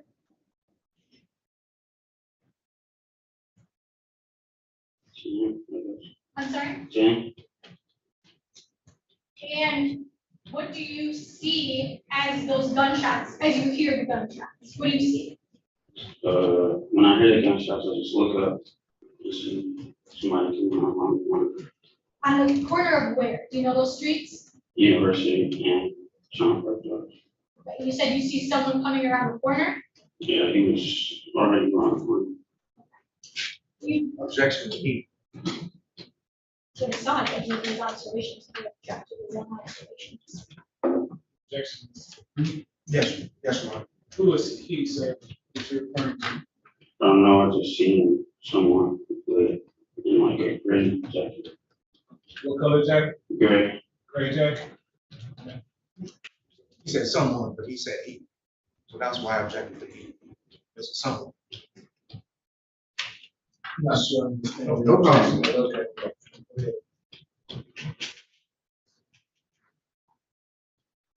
How many people do you see? Do you see anyone else with that person in the gray? Not that I don't know. I don't see.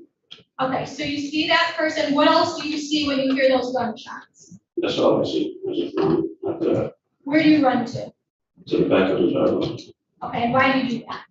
Okay, hear gunshots. And what do you do after you run to the back of the driveway? Duck. And what do you do next? After I duck, Yes. stay calm. And after like, I got it, once I stop, yeah, So it's really hard understanding what you're saying. I need you to project into that microphone. Okay. Talk louder. after I dug, and after I hit gunshots, I get up. And like, I realized like blood is coming from my arm, so Do you realize something happened to your arm? yes, What happened to your arm? I was shot. Now, just to back up a little, you had mentioned that you saw a person in a gray jacket on the corner, is that correct? Yes, Were they on foot or in a vehicle? foot. Now, what do you do after you realize you're shot in the arm? Until someone take me to the hospital. Can you say that one more time? I'm sorry. I tell someone to take me to the hospital. And are you shot one time or more than that? Once. And who takes you to the hospital? My mother, Who's your mother? Lucretia Hatcher, What hospital do you go to? St. John.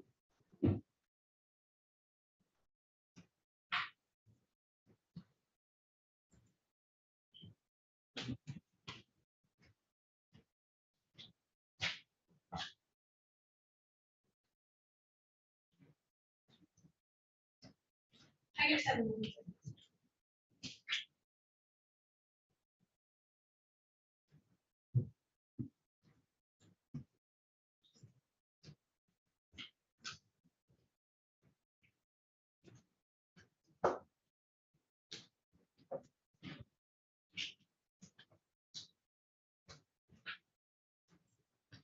Now you mentioned, was your mother Lucretia Hatchet present at this location at that time? Yes, Now, is it Lucretia or Lucretia? which one? My mother or? Your mother, let's start with Love. Lucretia. Yes, And if you know, were there any children present at the house at this time? my little cousins. It's fast, it's kids. And if you know, was your mother Lucretia, was she watching any other children on this day or in this time frame? Yes, Who? they're kids. Okay, you said her kids and you pointed, is that correct? Yes, Who are you talking Alexis. about? Okay, do you see Alexis in the courtroom today? Yes, ma'am. Okay, can you describe what she's wearing? Mask. What color? Blue mask. What color is she wearing? Green jumpsuit. Would the record reflect the witness has identified the defendant Alexis Childs in this case? Something. Do you know why your mother was watching Alexis Child's children? I don't know.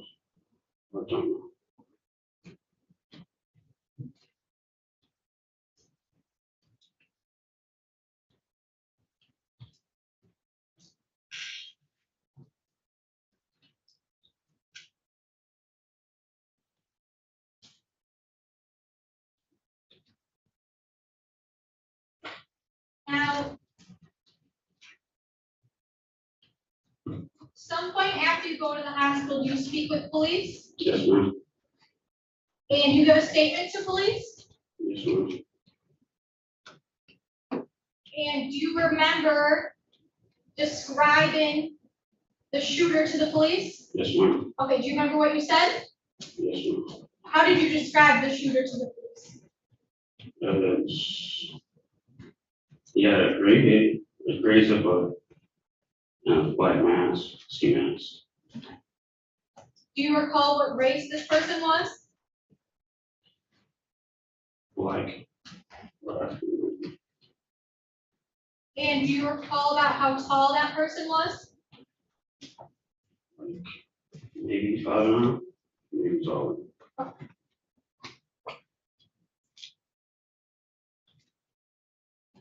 And when you're standing in the driveway, you said you heard some gunshots, correct? Yes, ma'am. Do you see anything? Do you see anything that would make you think it's gunshots? When I look up at the person I'm describing, I see him holding the handgun. And do you see any flashes come from that gun? Yes, ma'am. And where was that person standing when you see that happen? The shooter Yes. on the corner, Corner of what? University and John Park. Okay.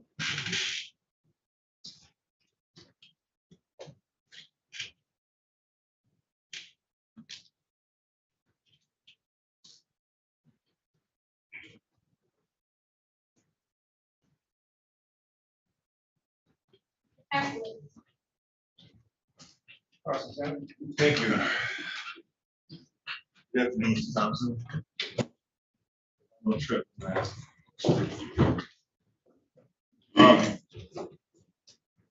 You said you were shot. What arm were you shot at? All right, Right arm. Okay. And you were standing. Where in the driveway were you standing?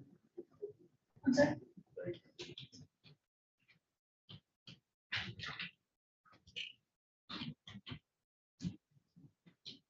So where on the driveway? Where exactly were you standing when the shooting started? You closer to the house or closer to the driveway? I was in the driveway next to the house. You're next to the house, and I misspoke. I meant closer to the house or closer to the street. I apologize. Okay. And at that point, someone started shooting, and you said they were shooting. The shots are coming from the corner of University and Chandler Park. Yes, sir. And did you see anybody else with a gun? I didn't know. And the person that was shooting, they had a handgun, right? Yes, sir. So who had the AR-15? There was an AR-15 there, right? I don't know. You don't know? No. So you're saying that there could have been an AR-15 there? Yes, I don't know. Was there anybody from your party that had an AR-15? Not aware of, no. What kind of gun did you have? I don't know. Who else from your party had a gun? I don't know. Did you see anybody with a gun? No. So the only person you saw was this one person on the corner of University and Chandler shoot. Yes, sir. And you said that this person came from around that corner? Yes, sir. So at one point they were on University walking towards the corner, is what you said? You know, when I see them, they were standing on the corner. And what kind of gun do they have? Handgun. What color? Black. Black handgun? And that's the only gun that you saw? Yes, sir. And you don't have any description of the person that was actually shooting that gun, do you? No. No. And what were they wearing exactly? Gray zipper hoodie. Did they have the hoodie? Did they have the hood up or down? Down. They had the hood down, put a mask on? Yes. And how many shots did you say you heard? 2. 10 shots? All right, thank you.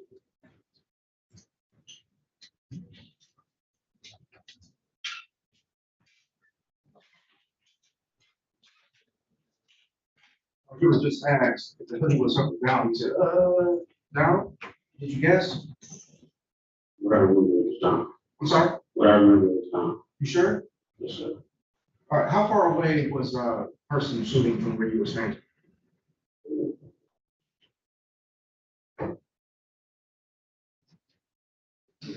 Probably the officer sitting on the bench for like about the wall. Which officer? With the mask on? One standing up. Standing by the bench? Yes. Okay. Now, you testified here that you said a he, right? Yes. And there was a time where you came into the police station, you made a statement, correct? Yes. And you told the officer it looked like a dude, right? Is that a yes? Yes. And you also told the officer that the person was wearing a mask, right? Yes. And the mask only shows eyes and the bridge of the nose, correct? Yes. Now, there was a time where you went to the hospital, correct? Yes. Were you also interviewed in the hospital? Yes. Did you make a written statement? At the hospital? Yes. No. Do you know who interviewed you at the hospital? No, I don't know. Was it the same officer that took your statement at the police station? No. Was it a man or a woman at the hospital? Man. Black or white? White.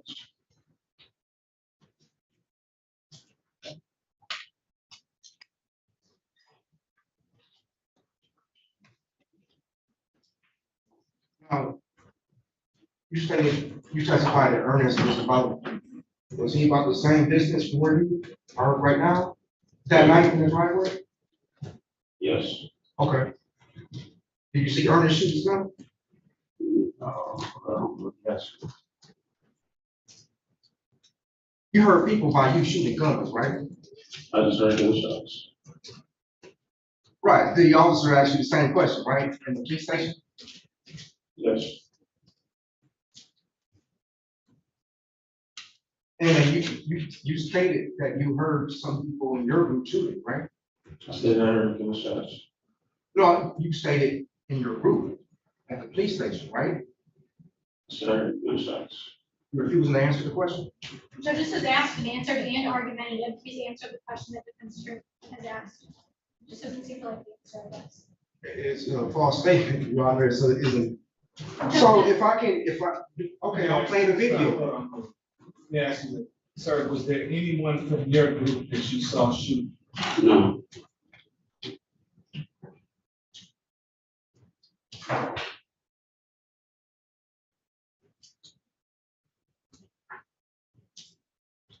You know, your interview was recorded, right? Yes.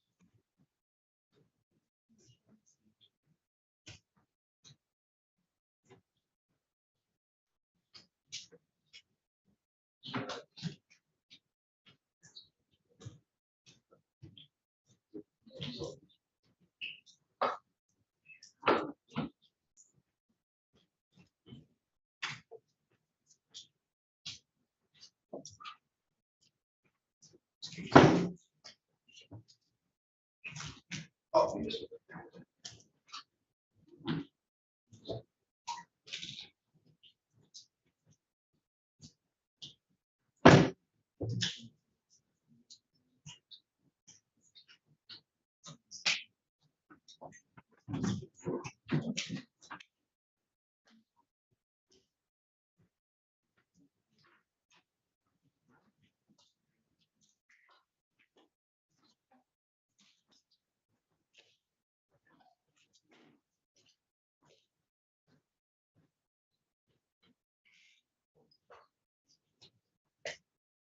Okay.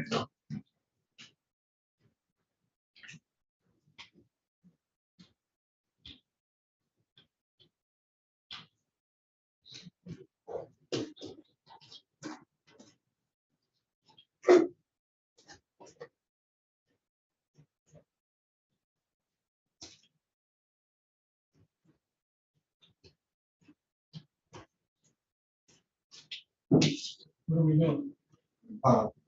Yes. Marking the video.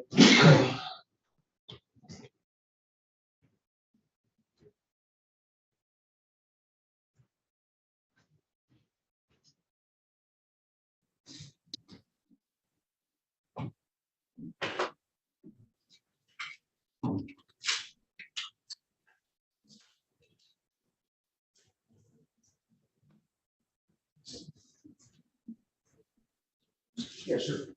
Judge, for the record, I'm playing it at 4:21. Did somebody else out there shoot back? You guys, you said like. Well, right, I'm not, you guess. It's yes or no. It's either you saw or heard somebody shooting back or you didn't. Because I can only ask you to tell me the truth, right? Can't ask you to make it up or you heard from somebody else. Okay, we can iron out what you heard from someone else, but I'm asking you what you saw. Did you see or hear anyone shooting? You didn't see, but did you hear someone shooting back?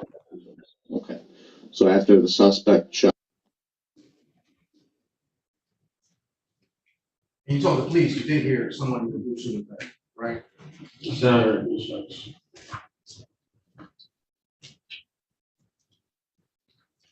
No further questions, John. Can you redirect? Okay. Thank you, sir. You may stop.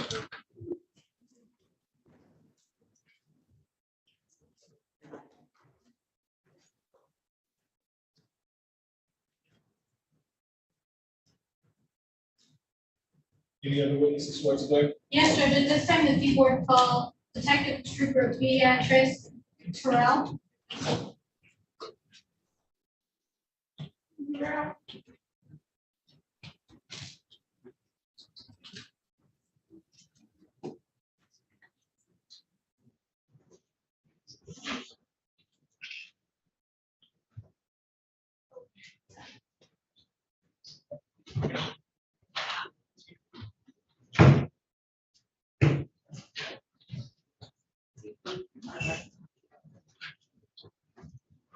Raise your right hand. You swear or affirm to tell the truth, the whole truth, and nothing but the truth, so help you God? Yes. Thank you. Please have a seat. This last next to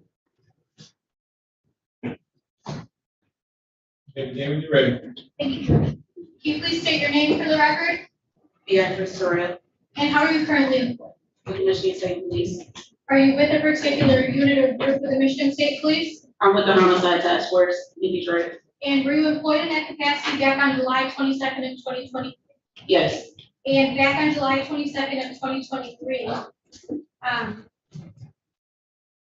did you make the location of 17712 Chandler Park in the city of Detroit County? Yes.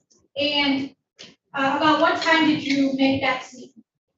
Early morning, maybe 4 o'clock in the morning, I'm not sure, but it was early morning, still dark out. Would that have been July 23rd at that point? Yes. Okay. And did you observe any casings at this location? Yes. And I'm going to approach the people's exhibit number 2. May I approach the witness? Right.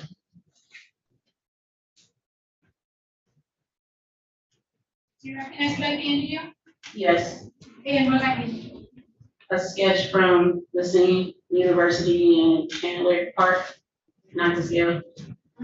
And do you see casings documented on that sketch? Yes.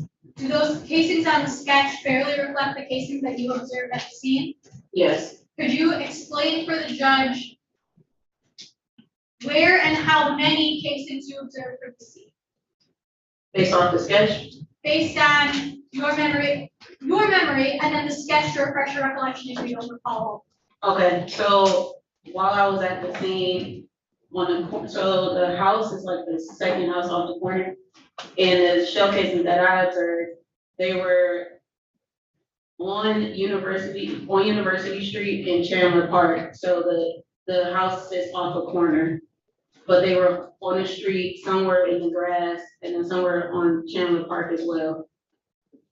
And do you recall exactly how many casings were in this area on this sketch? Or would looking at the sketch refresh your recollection as to the number? I mean, looking at the sketch would help, but I mean, I would have to sit here and count them. Yes, please. Or if you could just tell us, I mean, would it be fair to say the sketch that you have in front of you has a key on the side? Yes. If you could explain for us the evidence markers. This one doesn't, it has a key, but, oh, yes, I see it, yep. If you could just explain to us the evidence markers For the record.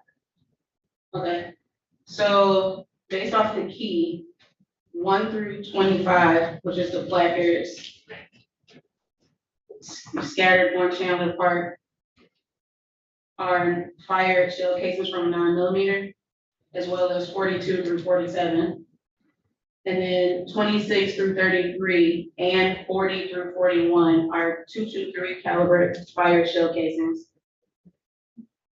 And while you're at this location, do you observe any suspected blood? Yes. Can you explain to us where it is you observed the suspected? So I saw some blood leading up to, I don't remember the numbers on the house, but the second house off the corner, I saw blood leading up to the front door. And then while I was inside, there was blood in the living room, and then there was blood upstairs in the bedroom. And aside from leading up to the home, did you observe any other suspected blood outside of the location? On the sidewalk? And did permission to publish exhibit 2 to the court?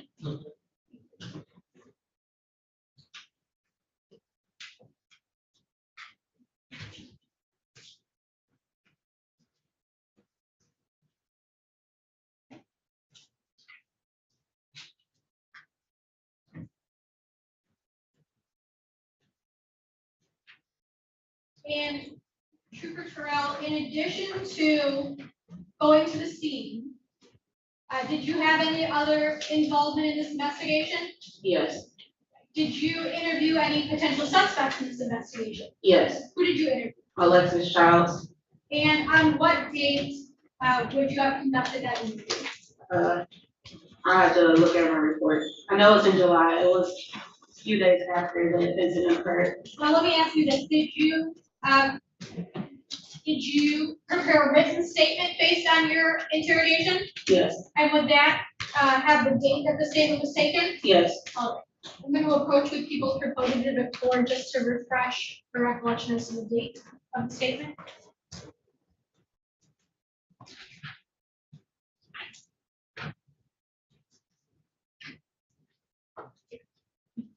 May I approach the witness? Okay. Can you people's proposed exhibit number 4? Do you recognize what I handed you? Yes. What did I hand you? A written statement that I wrote out after interrogating Alexis Childs. Okay, please take a look at that and let me know if it refreshes your recollection as to the date of the statement. Yes. Okay, what was the date of the statement? July 27th. All right. And when you took this statement, were you alone or were you with any other officers? I was with my partner, Detective DeVille Crenshaw. And where did the statement take place? At the Detroit Detention Center. And was the statement recorded in any way? Yes. Can you explain to the court how it was recorded? We were in a recorded room at the Detroit Detention Center. There's cameras in the room, and it was recorded. Okay. And earlier today, did you have an opportunity to review a portion of that interrogation video? Yes. And did that interrogation video fairly and accurately reflect the interrogation you took of Alexis Childs back on July 27th of 2023? Yes. At this time, I move the admission of people's exhibit number 3. Any objection? Objection. I was just asked that it not be used against Mr. Understood. Did you have any voir dire to the voluntary? Judge, I was hoping that, Sorry. can I ask a couple additional questions as to voluntariness before we move on? Sure. Okay, thank you. I apologize. Now, before you start taking this statement from Ms. Childs, do you ask her any preliminary questions? Yes. And what questions do you ask? Well, I asked her name, where she lived, her cell phone number, and eventually I read her Miranda rights. And does she appear to understand what you're telling her? Yes.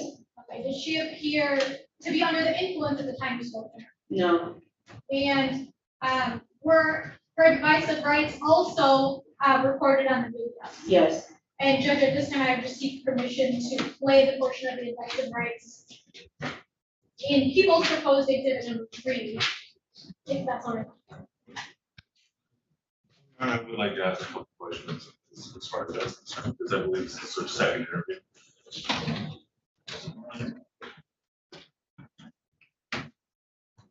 So procedurally, you have an issue with questions regarding the floor gives the volunteer. I do, Your Honor, because as I stated, I believe this is her second interview. And the first interview, she had invoked her right to counsel. And as the law states, once someone invokes their right to counsel, the police can no longer engage with them unless unless that the suspect or defendant, as it were, has actually wished to engage with the police again. So therefore, the whole statement. And Judge, if I could, I guess, before admitting this exhibit, I understand we have to do one year before we seek to admit it, but I think this issue is cleared up by playing the first 2 minutes of the statement. As to the officers, why they come back in the Miranda. So if the court could take a portion of the video into consideration, making this ruling. Okay, we'll do that, and then you'll still have an opportunity before here after the court takes a look at that. Thank you. You.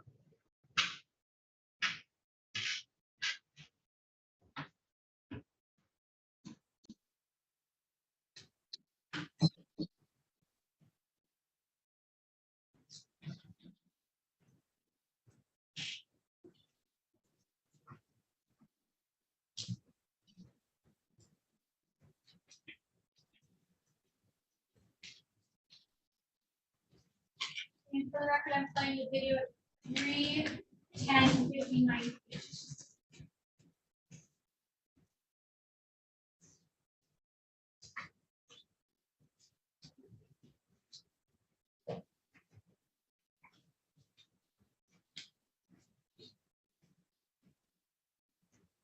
I'm sorry, I need to do that.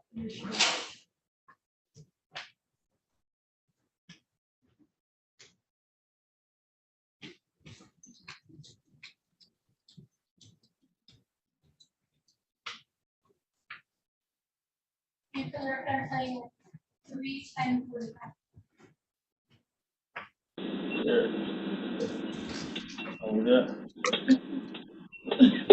Well, you know, yeah. Okay, Lucky. Like boy wanna come on with it. He's gonna come in and release the second. Right.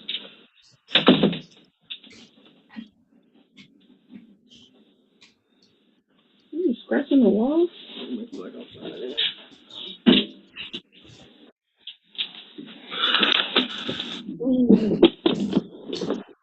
All right, Alexis. I am Trooper Terrell, Officer Crenshaw. We were told that you wanted to speak to somebody, and you reached out to us, right? All right, but I'm gonna read you your rights. I know they were read to you the first time they talked to you, but I'm gonna read them to you this time, and then we'll move forward, okay? You have the right to remain silent. Anything you say can and will be used against you in the court of law. You have the right to talk to a lawyer and have him or her present with you before or during any questioning. If you want a lawyer but cannot afford one will be appointed to represent you at public expense. If you waive your right to remain silent and later wish to stop answering questions, the questions will stop. If you waive your right to have a lawyer present and later change your mind, the questioning will stop until you have talked to a lawyer. Do you understand your rights? All right. So what would you like to speak to us? For the record, I paused the video at 3:12:04 p.m. So Trooper, you mentioned in the video that you were contacted to speak with Ms. Childs, is that correct? Yes. Can you explain that to the court why you were coming back to speak with Ms. Childs? So I was advised by someone else on my team that Alexis had reached out to someone at the detention center, that she wanted to speak to one of the detectives about this case. She reached out to someone to reach out to us to speak to her again about this case. And when you mentioned that to Ms. Childs on the video, she confirms that she wanted to speak with you again, correct? Yes. And you advised her of her rights before even speaking with her, correct? Yes. I passed her more. So someone reached out to someone else that told you that she might want to say something. Is that what you just wanted? Staff at the detention center reached out to our team. Our team were a group, so when we talk in the morning, we were told that, hey, she wanted to talk. So you don't have any names, you're just somebody. I can. And did she sign that she wanted to reengage? Because all I heard was you asked her and then you read it right. Judge, these are compound questions. I would just ask if they ask this one Question question. at a time. I apologize, Your Honor. Did she sign that she had reached out to you? No, Did you get a name of one person that she had reached out to? yes, but I can't recall the person who reached out to me to speak to her. And so when you asked her, you told her that you had heard she was looking for you, right? Correct. And then you went into the Miranda, correct? She responded with yes, and then I went into Miranda.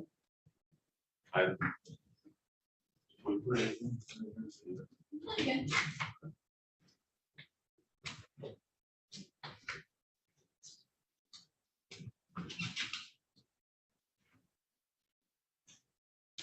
For the record, I'm playing at 3:10:49. Well, you know, we got. Okay, let me get the muffin. Boy, wanna come on with it. He's gonna come in and release the person. Right.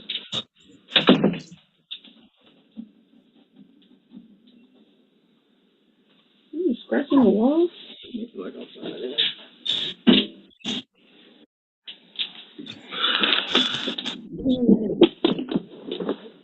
All right, Alexis. I am Trooper Terrell, Officer Crenshaw. We were told that you wanted to speak to somebody, and you reached out to us, right? All right, but I'm gonna read you your rights. I know they were read to you the first time they talked to you, but I'm gonna read them to you this time, and then we'll move forward, okay?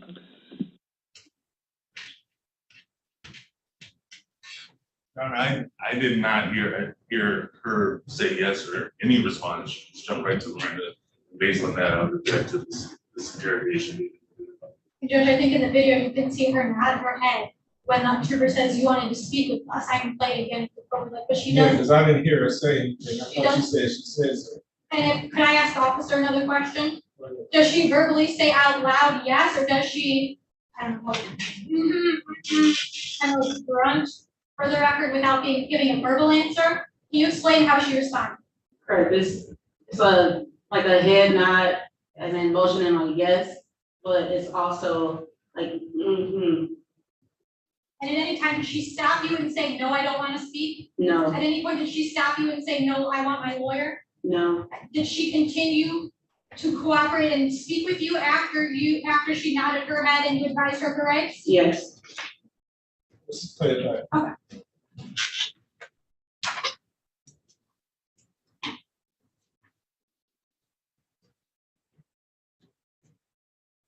For the record, I'm playing at 3:10:45. There. So we got. Well, you know we got. Okay, let me get the muffin. Like boy, wanna come on with it. He's gonna come in and release the person. Right.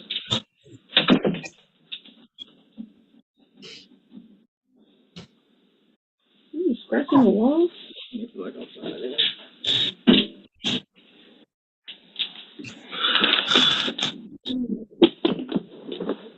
All right, Alexis. I am Trooper Terrell, Officer Crenshaw.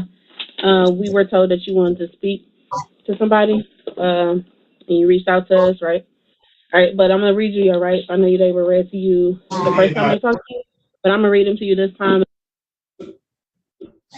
Pause the video at 3:11:35. Your Honor, I would say that if there was a nod, it was a nod that someone do as listening to what was saying. There's no agreement that she reached out to anybody. I didn't see her nod her head. I did. I was looking very close. My view is probably a little better than yours in that I'm right up on the screen. I'm not looking at the screen. It's important. And Judge, I would just argue that the defense counsel can't interpose his interpretation of the nod. The officer who was there indicated that she took that as a yes. At no point did she say, no, I don't want to talk. No, I want a lawyer. She nodded her head. She made a nonverbal agreement, and they proceeded. And the defense proceeded to give a statement. So I think based on the totality of the circumstances that we have in this video and officer's statement. The court is satisfied for preliminary examination purposes only that the statement is knowingly and voluntarily given. Thank you. And Trooper, after you advised the defendant of her Miranda rights, you proceed to take a statement from her? Yes. And was that In addition to being video recorded, was that statement documented in any other way? Yes, it was a written statement that I wrote out. All right, and I'm going to approach the people's proposed exhibit number 4.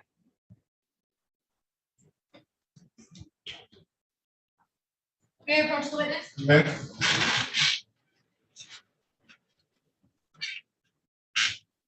Do you recognize what I handed you? Yes, What have I handed you? it's my written statement, Of what? a written statement from the interrogation from Alexis Childs. All right, and does that document fairly and accurately reflect the written statement you took from the interrogation of Alexis Child on July 27th, 2023? Yes, At this time, I move the admission of people's proposed exhibit number 4. Object, based on the counter. Objection noted for the record. Overruled. Now, officer, can you explain how the statement is written? it's written as if Alexis is writing it herself.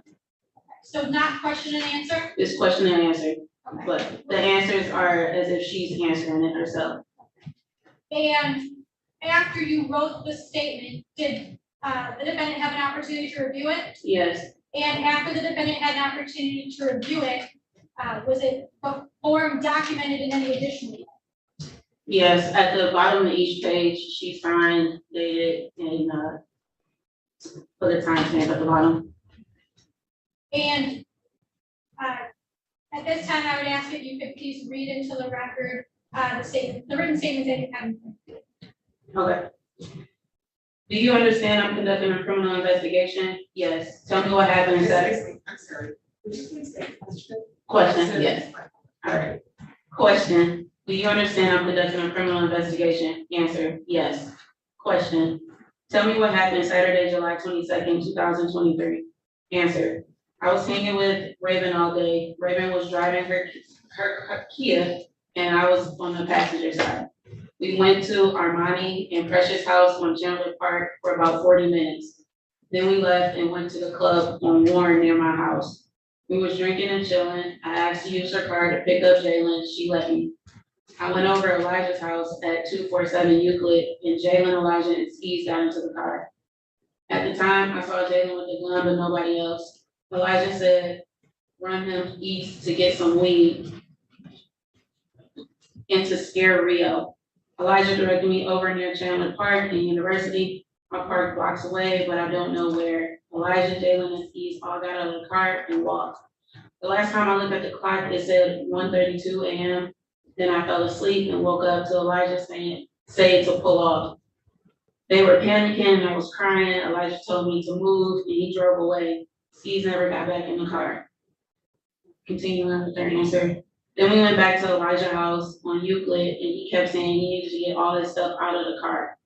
Then that's when I saw Elijah with the gun. Jalen and Elijah went in the house and I sat outside. I started circling the block because a black truck was driving around with their lights off. And then came outside, Elijah said Jalen going with me and he was smoking with me.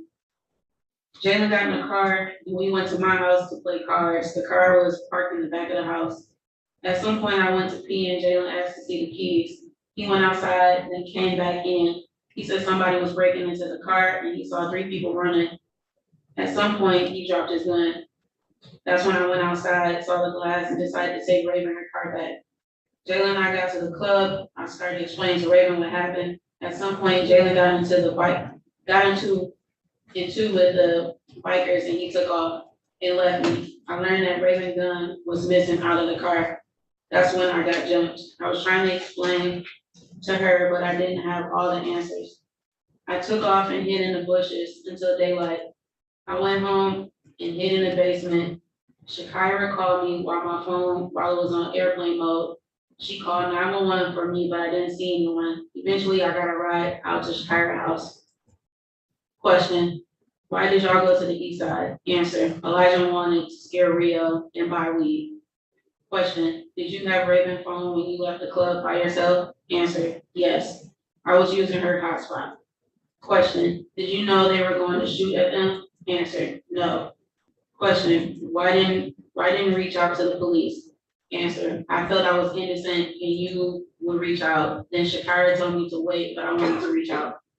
Question, did you know Raven had guns in the car? Answer, yes, ever since my son balloon release. Question, why do you believe Kevin Hatchett family killed your son?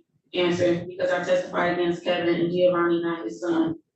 Question, did you want to add anything else? Answer, no. That's the end of the statement.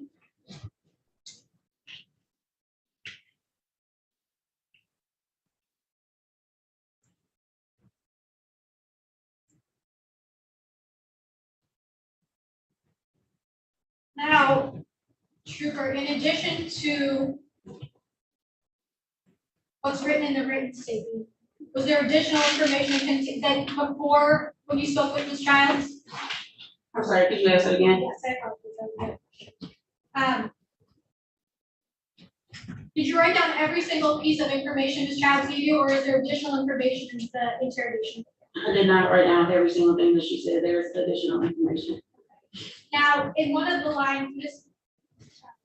Childs mentioned her son's balloon release. Did you write that? Yes. Do you know what can you explain what she was referring to in that picture?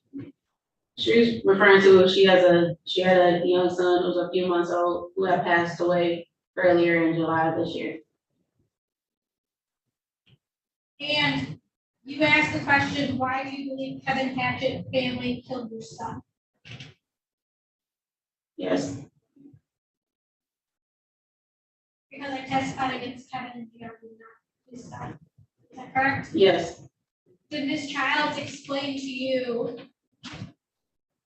Did Ms. Childs tell you that she had additional children other than the baby that passed? Yes. Did she say where those children, who was looking after those children? Yes, it's a older female. I can't think of her name. It's either Lucretia or Lucretia. What would their last name be? I can't remember. And did she say why either Lucretia or Lucretia were watching her children? I'm sure she did, but I can't remember.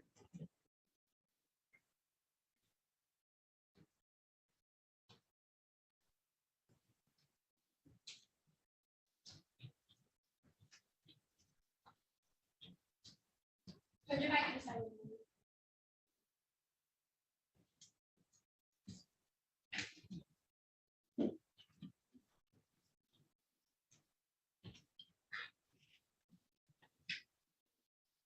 Children have to.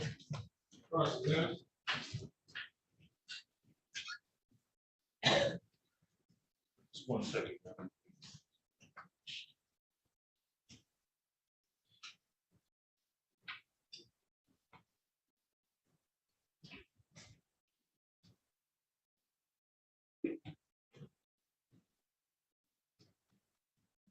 Terrell, this child said she passed out, right? I'm sorry, say that again? This child said that at some point she had passed out, right? Oh, yes. And you had gotten information this child had been severely abusing drugs. Yes, she was. And that, as a matter of fact, on that particular night, she was on drugs, correct? Yes. And she had indicated that because of those drugs, she wasn't even able to drive, wasn't it? At some point, yes. And that she wasn't even able to recall what had happened, didn't she? She recalled some of the things that occurred, a lot of things that occurred.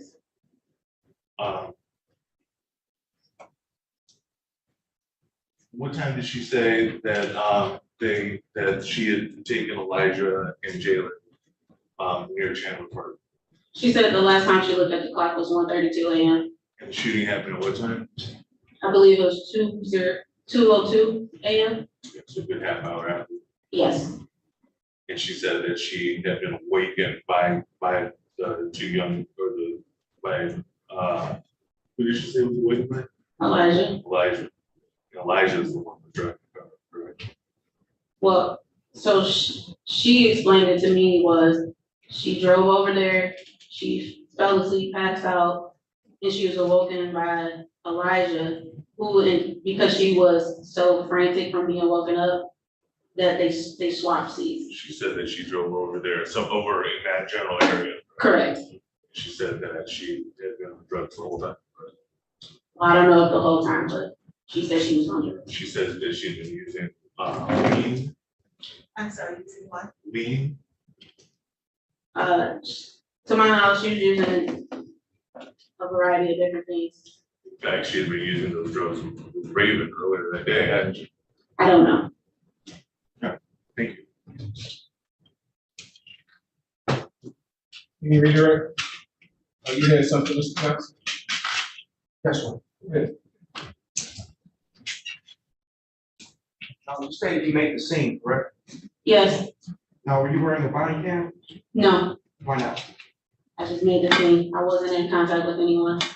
Okay, so you didn't speak to any people there at the scene? No. Did you take any photos? No. What about the question? Can you redirect? Yes, Judge, I just have a question. So defense counsel, I asked you, Ms. Childs had been on a lot of drugs on this day, correct? Correct. Are you referring to the day of the incident or the day of the interrogation? The day of the incident. Okay. And is it fair to say that Ms. Childs would have been in custody for a few days at the point when you speak to her on the 27th, correct? Correct. Thank you. Thank you. You may start.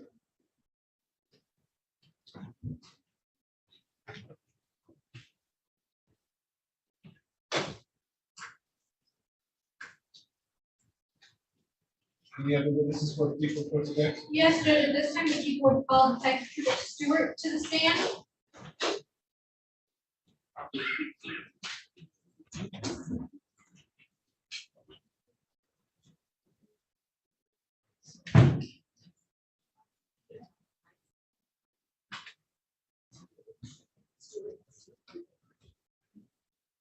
Please raise your right hand. You swear or affirm to tell the truth, the whole truth, and nothing but the truth, so help you God? Thank you. May begin when you're ready. Thank you, Judge. Can you please state your name for the record? Detective Trooper Elizabeth Stewart And how are you currently employed? with the Michigan State Police, And are you with a particular unit or group of the Michigan State Police? the Homicide Task Force. And were you employed in that capacity back on July 22nd of 2023? Yes, ma'am. And back on July 22nd of 2023, did you become involved in an investigation regarding a shooting out in the area of Chandler Park University in the city of Detroit, Kansas? Yes, ma'am. And what was your role in that investigation at that time? At that time, I made the scene and then I went to the office to organize case files. And would you have been considered the officer in charge of this case? Yes, I am.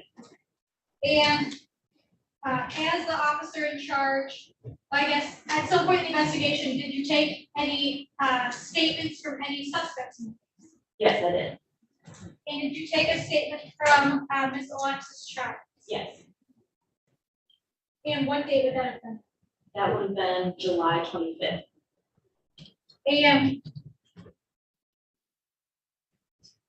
when you speak with Ms. Childs, are you alone or with another officer? I'm with another officer, Sergeant McIntyre, And where did this interview take place? at Detroit Public Safety Headquarters. And was it recorded in any way? Yes, How? audio and visual. And before you speak with Ms. Childs, do you give her any preliminary instructions? Give her, or we read her constitutional rights. And can you explain, was that documented? in any way? Yes, in a written format. And I'm going to approach with people that propose exhibit number 7. May I approach the witness? Oh, I'm sorry. Any objection? No objection. Right.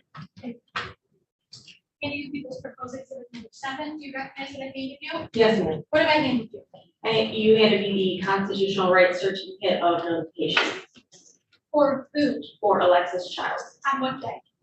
It is dated 7/25/2023 at 1:28 p.m.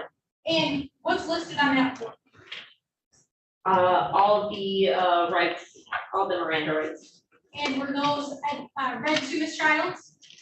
I believe she read them. And did she appear to understand those rights? Yes. And did she document in any way her understanding of those rights? Yes, she initialed next to each statement. And did she appear to be understanding everything she was reading and you were telling her?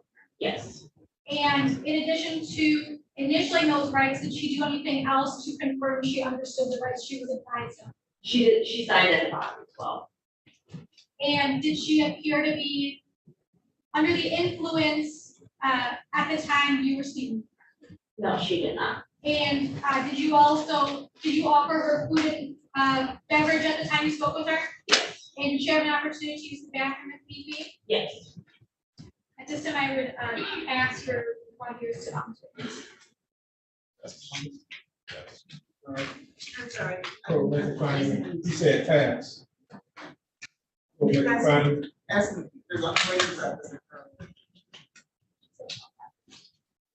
Pass. Thank you. Cool, make a finding, statement, no, the voluntary. And just for the record, if I didn't, I move to the admission, this is a 7. The objection, No objection. Just same objection. admitted, as to Alexis Childs. Now, when you spoke with this child, did she mention children that she had? Yes. Did she mention a baby that she had? Yes. Did she mention an incident that happened with the baby? Yes, she did. Can you explain what she told you about that baby? She explained that her infant son had recently passed away. Did she explain the circumstances of that to you? Yes. She explained that the father of her other children, his brother was watching the baby when the baby passed away. And did she mention, you said her other children, how many other children did she say she had? She said she had 2 other children. And after the death of this baby, did she mention what happened to the older children? She said that they were in the care of a member of the Hatchet family. Did she mention by name who that would have been? I believe she said it was Lucretia or Lucretia.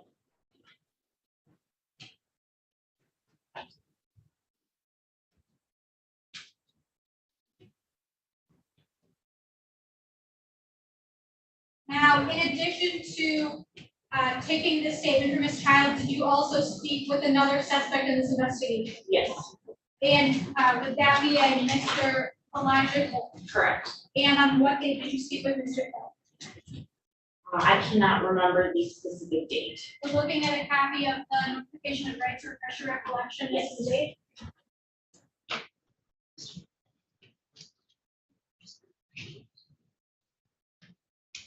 May I approach the witness? You may. Mandy, you would smart this people's purpose. Exhibit number 5. Please recognize what I'm handed you. Yes, I do. What have I handed you? It's the constitutional right certificate of notification for Elijah Hill. And if you could please review that and let me know if it refreshes your recollection as to the date of the incident. Yes, it does. What was the date that you spoke with Mr. Hill? July 26th. Now, when you spoke with Mr. Hill, did you speak with him alone or with another officer? I spoke with him with another officer and a couple other officers. Who would then? Sergeant McIntyre and Sergeant Beasley And where did this statement take place? at Detroit Public Safety Headquarters. And was it recorded in any way? Yes, audio and visual. And to the best of your recollection, about how long was this statement? It was over 6 hours, the entire interrogation. And in the course of this interrogation, was Mr. Hill offered food and beverage? Yes. And was he offered the opportunity to go to the bathroom whenever he needed? Yes. And did that subsequently happen? Yes. And before you started speaking with Mr. Hill, did you advise him of his rights? Yes. And how were those administered to Mr. Hill? In the rights form that was just shown to me, he was read the rights or he read them, I cannot quite remember, and then he initialed next to each statement and signed. And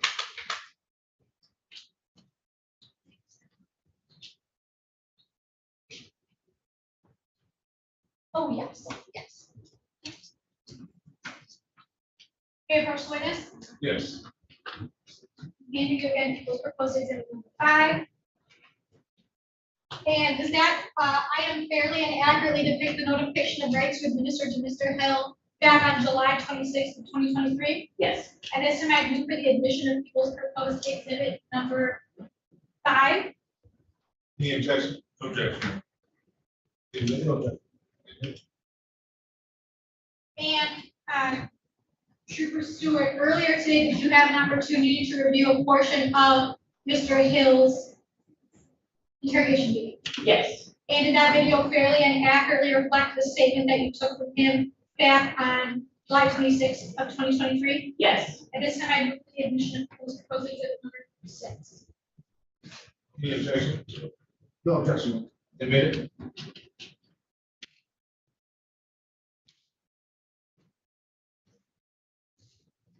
And Because I guess for the record, I would like to, like, dear in terms of voluntary. if I could just play a portion of the video before I pass the wire, as it does directly relate to the volunteers. Okay.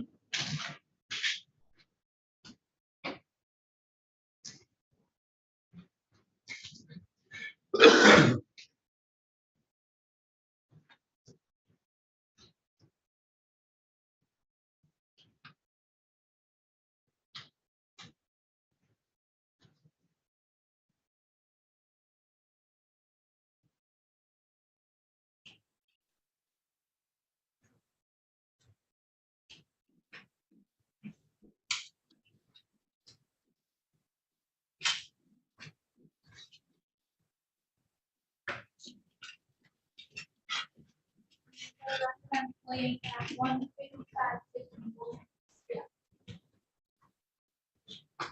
Well, it's really like personal, like with the FaceTime, but it does have Yeah. great work features. Like it could definitely turn into an office.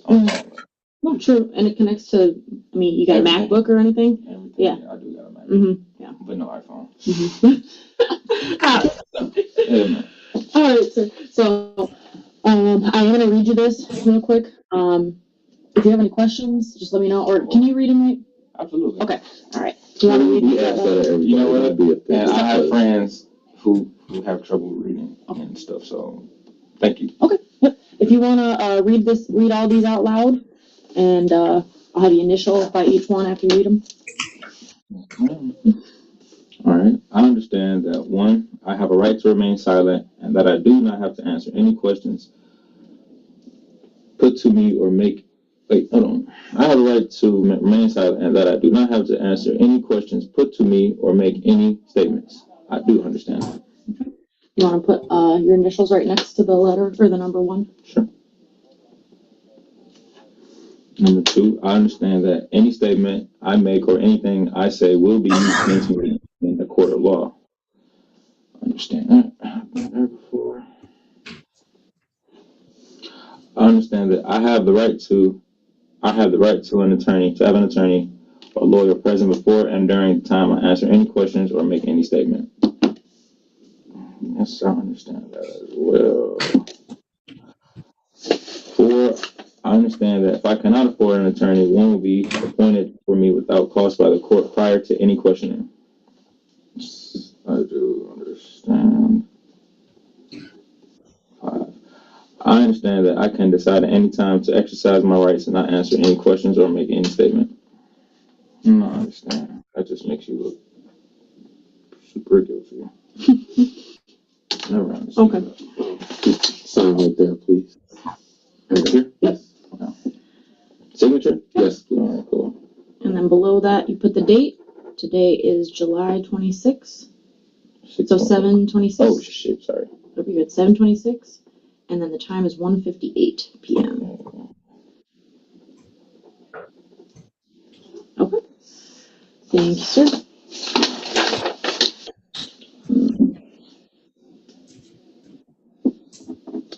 What's the highest level of education you completed? I did like a year at college. Okay. Who do you? What's it called? Colorado. For the record, I paused the video at 1:58:31. At this time, I would pass for voir dire to volunteers. Now,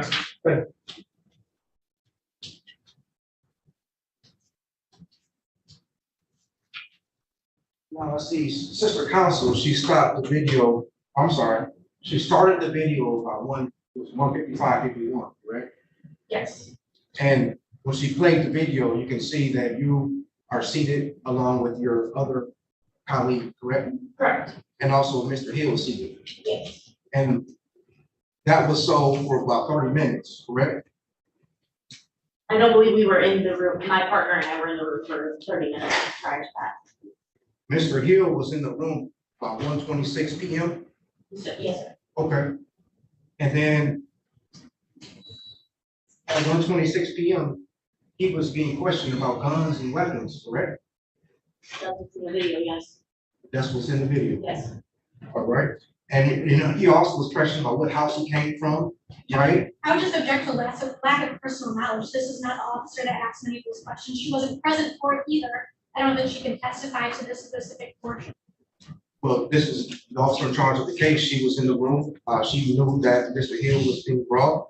And like I said, sir, The prosecutor just indicated that she was not in the room when those questions were asked. okay. Is that true? Yes, sir.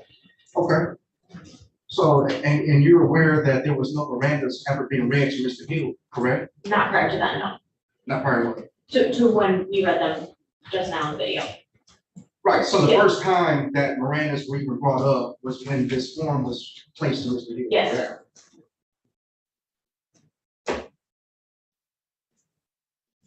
And Mr. Hill was in this room after 7:00 p.m., correct? After 7 o'clock? Yes. Yes, I believe so. And in the constitutional rights form, and by the way, Mr. Hill was arrested that morning, correct? Earlier that day, I can't remember exactly what time. And then he was transported to Detroit Police Station.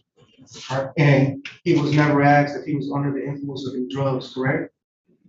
I did not ask him. I cannot speak if anybody else did. Well, we're speaking of the form, right? The form that you have, right? This exhibit. And he was not informed, he was not asked about any under the influence of any alcohol No, sir. at the time, correct? No, sir.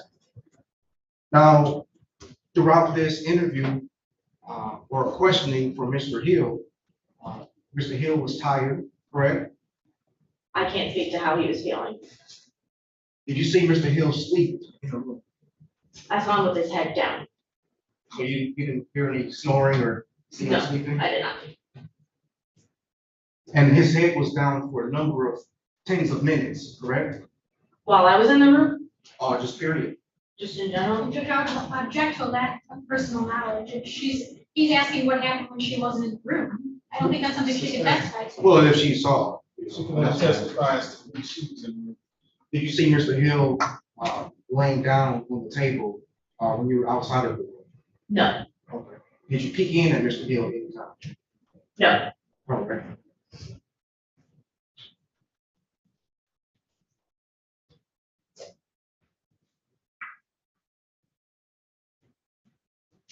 Now, Mr. Hill was also explaining to you that he was worried about his children, correct? Yes, And it was 3 children, right? I believe so.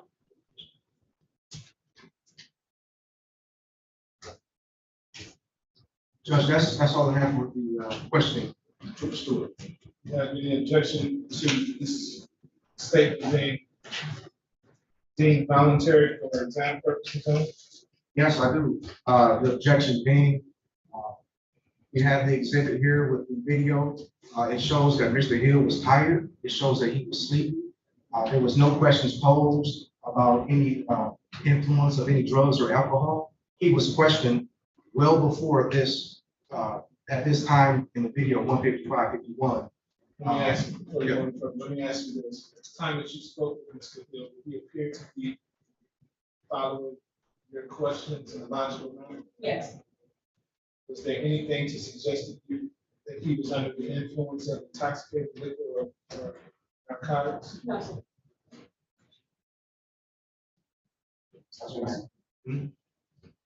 So no, my objection for that. Objections no. For exam purposes only, the court makes a finding that the state was knowingly voluntarily given the Thank you, Judge. And for the record, I'm going to begin playing statement at 6:20.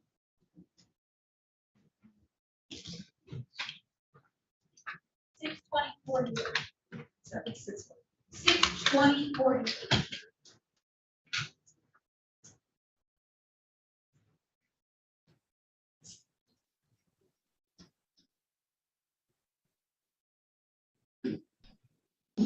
She has her rental car. She pulled out the guns and gave me one. Got out, went down there.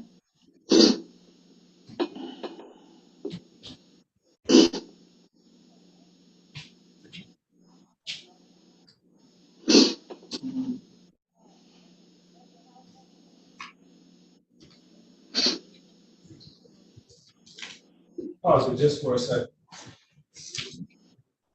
Do you know how long the defendant had been in custody at the time you talked to him? When I began talking to him, sir, Yes. I do not know the precise time. Do you know when he was arrested? I know the time on the statement, what time he was physically taken into custody. Okay. And Judge, if I could just back up, I think it skipped a little when it went up to the. That's fine.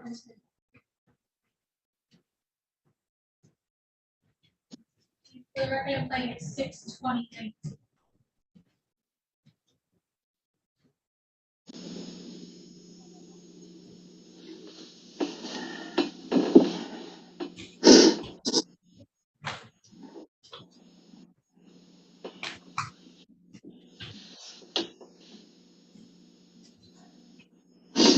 What happened?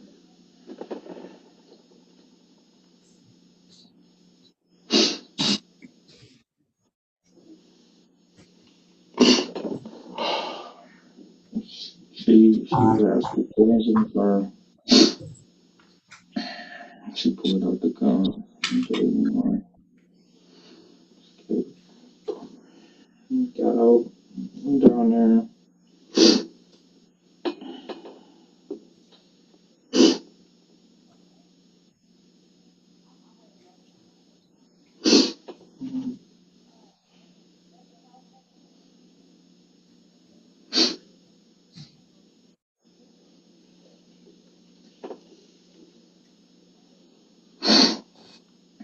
Got down there.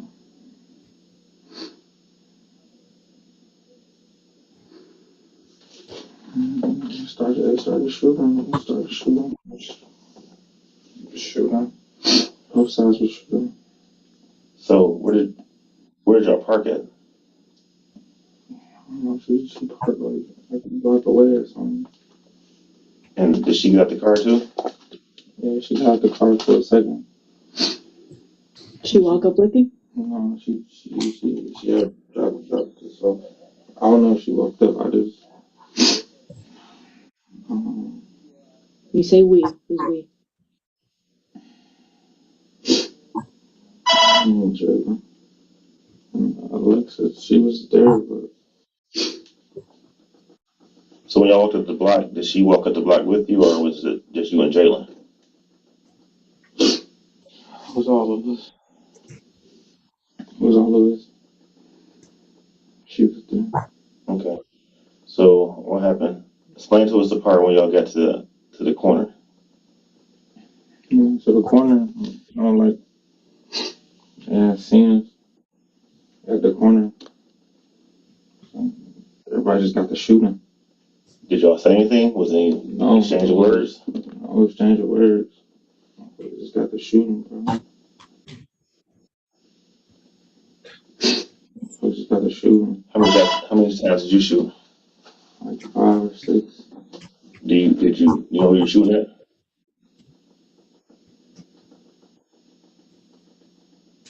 You see anybody get shot? No. Did you get injured? Were you shot? No. Say you don't get no injuries on you? Did Jalen shoot? Everybody shot. What about Alexis? I'm sure she was shooting too. How many guns did y'all have? Like 3 years. 3 years. 4. So y'all came with 4 guns? There were 3. It was 3. 2. So let's back up to Euclid. So you was home and she called you, or they put up on you? Was Jalen there too? Jalen came over, yeah. Did he come with her or was he there already? Yeah, came on his own. Okay. How soon before who came first, him or Alexis? He came first, he came over already, he was first. What time did he get there? He was never first. Okay. And from the time he got there, how soon after did Alexis get there? It was a minute. A minute is in. Like maybe an hour. An hour. Okay, so he was there chilling for a minute. Did he say anything to you while he was sitting there chilling? No. About going over there? No. Not at all. So when Alexis got there, did you have a gun already? Oh, hold on, cuz, bro. Oh, so when you got in the car with her, at what point did she have a conversation about going on Chandler Park? When was that conversation? Did she call you first, or did she pull up? She talked about that when she was outside. Talking about let's go slide by. I'm trying to go do there. I'm thinking we finna go try to pull up and the kids. She talking about oh blood. Like, did she say why? Why was she so upset? She can't see her other kids.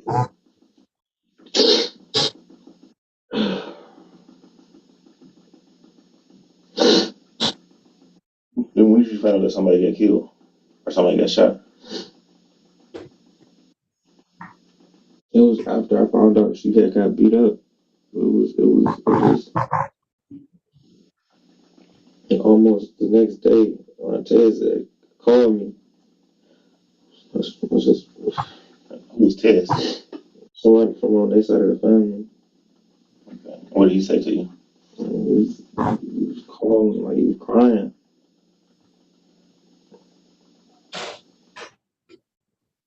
So they're gonna pause the video at 6 minutes. I'm sorry, 6 hours, 26 minutes. Now, Trooper, Mr. Hill mentioned she pulled out guns. Who was he referring to? Alexis child. And he indicated that she parked and they got out of the car. Did Mr. Hill tell you where they parked? He did not remember exactly where they parked. Did he give you an estimation in regards to the Chandler Park address as to where they parked? Yes, nearby, maybe a couple streets away. And he, Mr. Hill mentioned everybody shot. Did he mention to you who all he was with at this time? Yes. Who was that? Alexis Child, Jalen Moore, and himself and another gentleman named James. Do you know James' last name? Ryerson. Now, did Mr. Hill tell you what, if any, relation he had to Alexis Childs? Yes, he said that it was his cousin. And did Mr. Hill tell you what he knew about Miss Child's baby? Yes. What did he tell you? He said he knew that her baby had recently passed away and that the father of her children the family of the father was suspected to be involved. And did he give you his opinion as to the optics of the baby's death and the father's fate? Yes. What did he tell you? He said that she has two children with the father named Kevin Hatchett, and the youngest baby, the baby that just passed away, was not his son. Not whose son? Kevin's, Kevin Hatchett's. And because Alexis had recently been to court concerning Kevin, he thought that Kevin's family was getting revenge on her by killing the baby that did not belong to Kevin.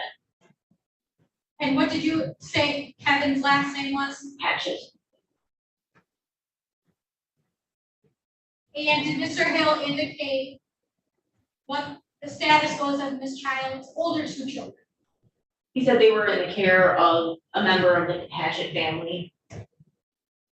Did he say why they were in the care of the Hatchett family? He just said because of the incident that happened with the baby.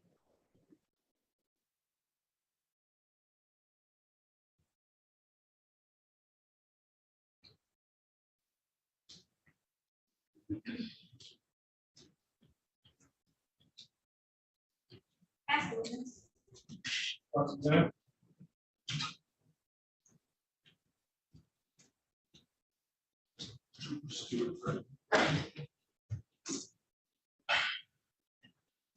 Trooper,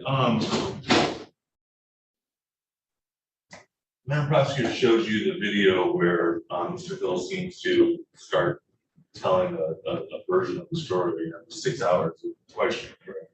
Yes. And up to that point, Mr. Hill said he didn't have anything to do with it, correct? Yes. And so after 6 hours of questioning him, he finally told you the story that you believe to be true, correct? Correct. And you asked him about these different things, correct? Yes. And people had told you different versions of the story that Mr. Hill had given, correct? Correct. And you let Mr. Hill know that, correct? Yes. And so while you were questioning him, you were giving him information that you already believed to be true, correct? Some, yes. And so in doing that interrogation, you gave him the information that he turned around and gave it back to you. No, not all of it. Well, some of it, right? Some. So the fact of the matter is that he had originally said he didn't have anything to do with it, right? Correct. And after 6 hours of questioning, he told you the information that you wanted to know, correct? That I wanted to know. Yes. Could you rephrase that? Well, you wanted to know about him shooting that party, correct? I wanted to know the truth. You wanted him, and you believe the truth was that he shot the party. Judge, I would object to this argumentative as to her, the question, you believe the truth to be this. Thank you. Thank you. So you believe that Mr. Hill had something to do with this shooting, correct? Yes. And you further believe that my client, Ms. Childs, had something to do with it, correct? Yes. And for 6 hours of questioning of Mr. Hill, he had denied it, correct? Or denied knowledge of it, correct? Yes. And then after 6 hours of questioning him, and him being clearly tired, he told you what you wanted to hear. He told me the truth, or what I believe to be the truth, yes. Because what he told you is what you told him. No. Okay. And did he tell you what kind of guns Alexis gave him? No. Okay. Not So to make a model. and so you have no indication, and you are the officer charged, so I apologize. I might go a little bit and ask. Mr. Rollins, let me interrupt you just for a Yes. second. You are aware that I can't use his statement against your client? Yes, yes, sir. So you don't have any weapons that were used in this, correct? No. Okay. And so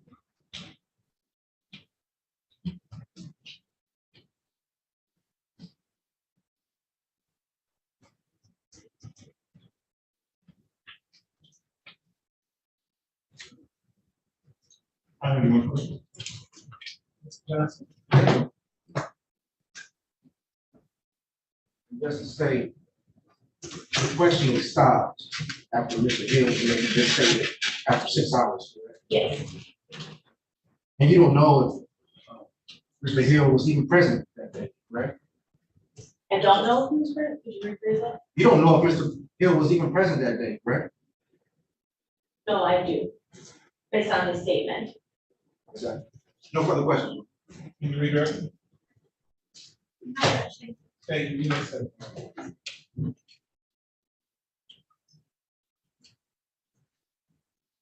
Is that all you have for today? Yes, Judge, it is. How would you like to proceed? Would you like to proceed with the mind over Mr. Hill, or do you want to do them both at the same time? I would like to do them both at the same time, Judge. That's all. Keep calm, Devin. It is going to be so. Yes. That being said, we need another date. What are you looking for?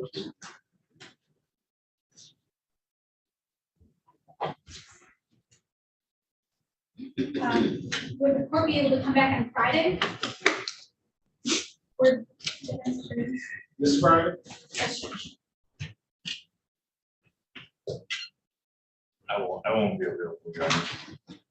This Friday is pretty full, plus that's not 100%. People could do any day next week. Gentlemen, when are you available next week? Do you only have one homicide day here? Tuesdays and Thursdays. Okay. I could fit you in another day, so whatever's convenient. And what time of the day, what time do you do starting then? What my time? I cannot do Tuesday, but I possibly could do Thursday. We do Thursday at 10 o'clock? Yeah. I can do the 14th at 10 o'clock. I'm gonna be an open circuit drawer at 8:30 and 2 matters. I would say like late morning or afternoon, if that's possible. Do 11:30? Look to No, I'm sorry, I already have the 11:30. Later today. Just so I'm. That's also a Tiger Day, unfortunately. Oh, but. Sorry, I know how hard it is. how about the third, is the 13th available later on? I can do the 13th at 1:30.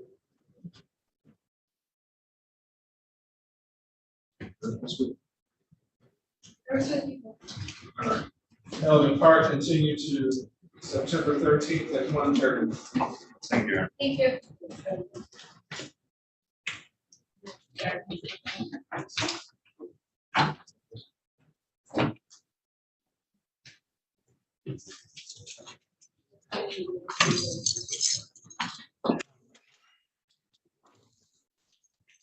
I'm gonna give you your exhibit back.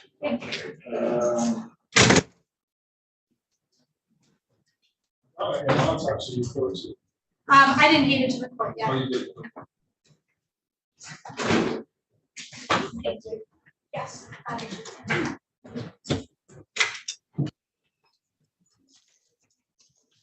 Was there a DSU report for the child to the file? I didn't notice it. That doesn't mean there isn't. No.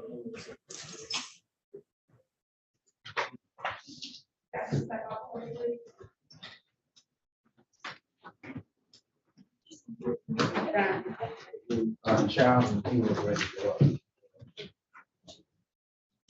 Come down. I'm sorry. All right. Yes. There is.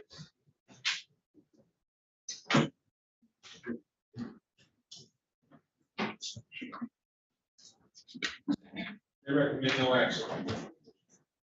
I guess I don't need it.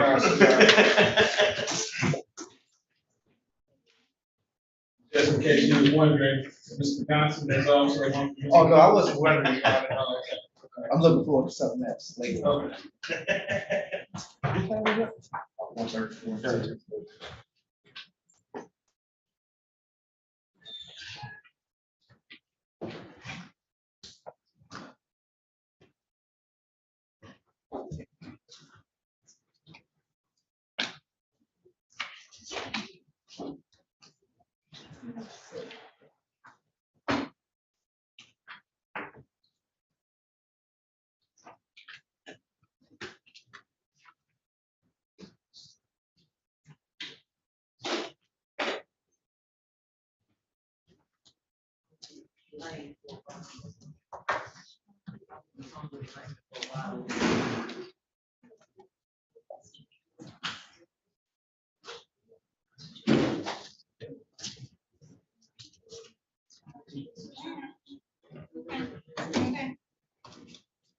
Okay. Thank you, Judge. Thank you. Have a good day. You too.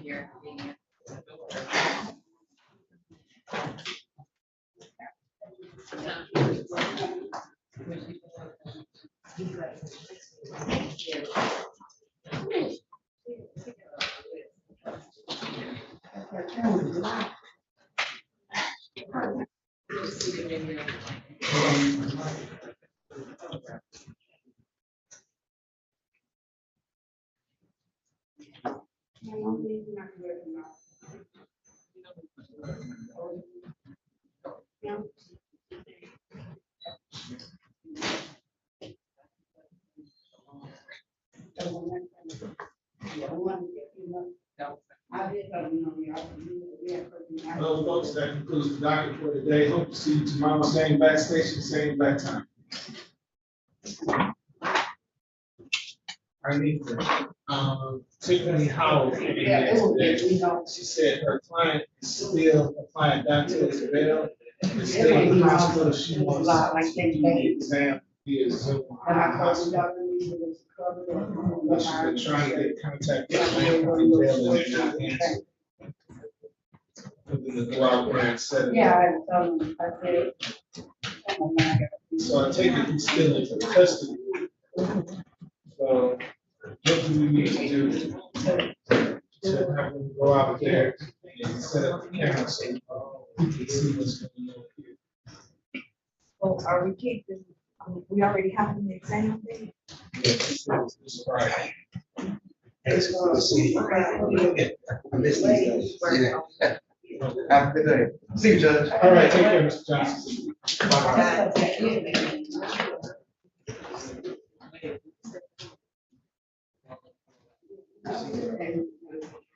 Yeah.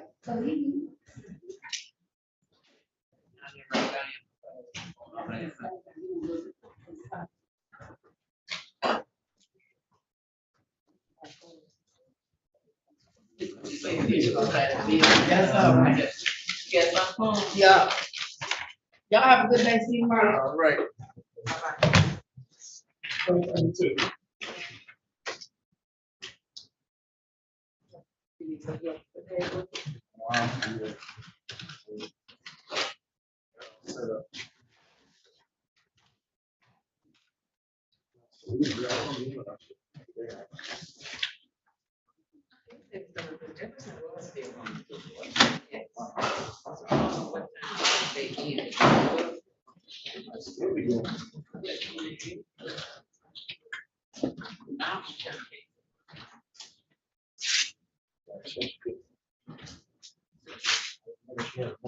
Now.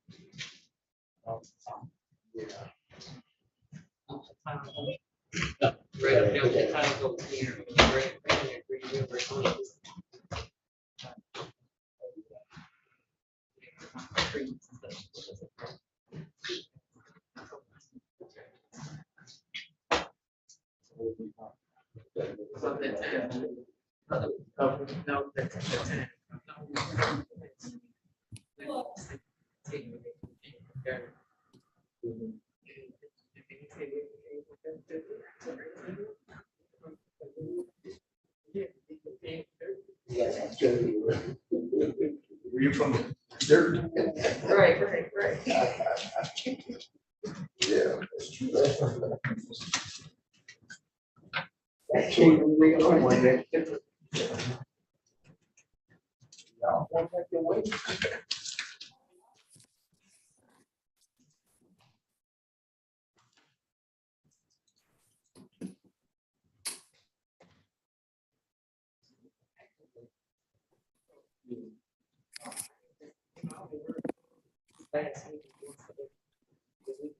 Oh. Sure, so. That's what she had Terry for 2 quarters. I'm hiding there. She was in here, busting it. What do you do? Because of the scandal, most of the stuff messed up was wild. Oh, really? Like, he got days off? And then she gave him 4 days on 1 week, then we give him. Yeah, he worked the day, I guess. had probably been two for also gave just two for one. So. That's what he was promising. That's what all. That's good. Well, you need to be your secretary.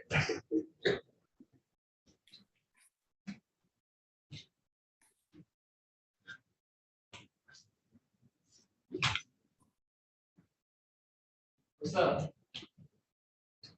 What's up with me? What's up with me? I'm talking to you. I'm doing good. How you doing? It's a little old running joke. Oh, right. Yeah. Oh, I had to tell people, because whenever I do that, say it, people be like, "You talking to the like no, it was actually like a event. It came on camera and said that. Yeah. Can I get into one of the instruments? Sure.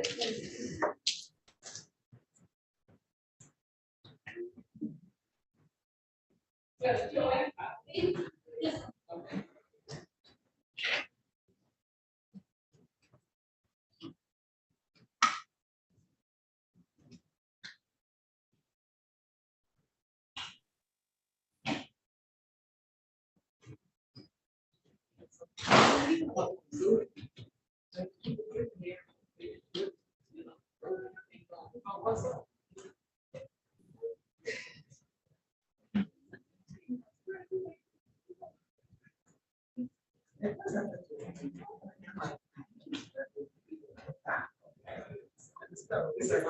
I was in here.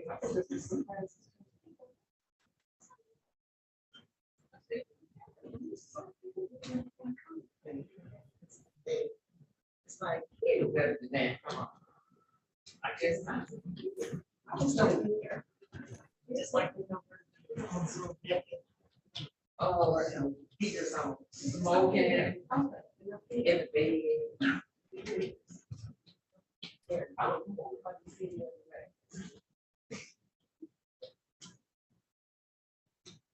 way.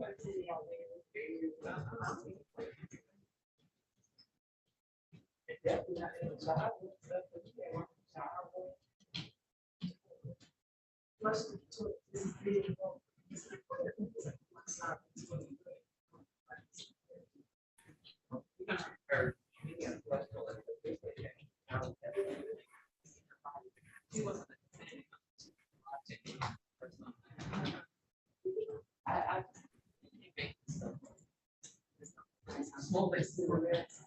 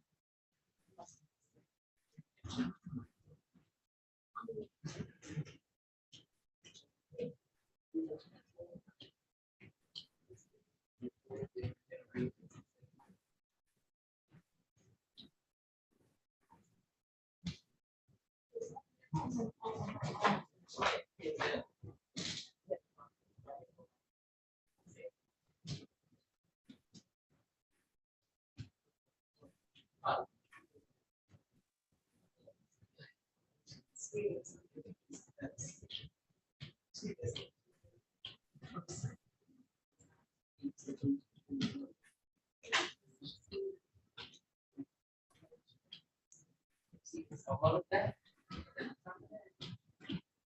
You know what I'm saying?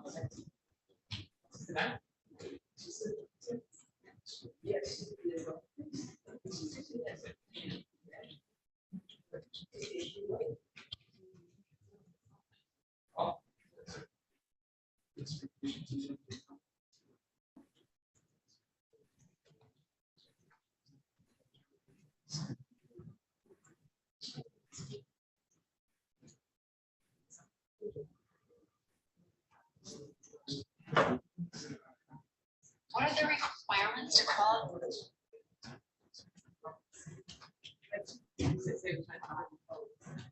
Oh, she's still working, right?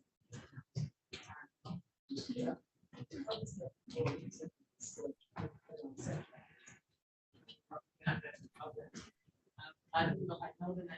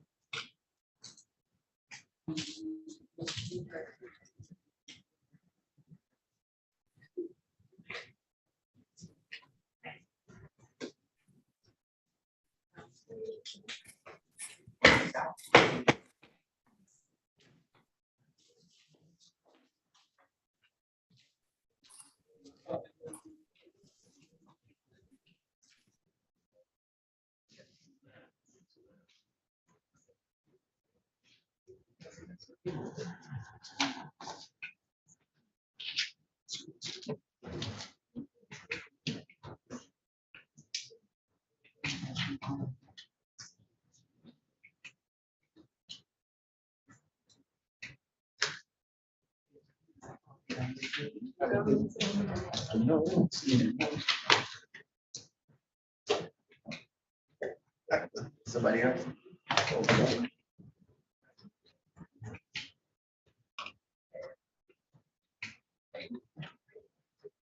You want that, that'll get done.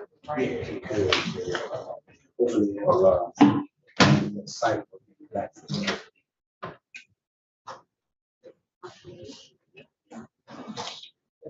Okay.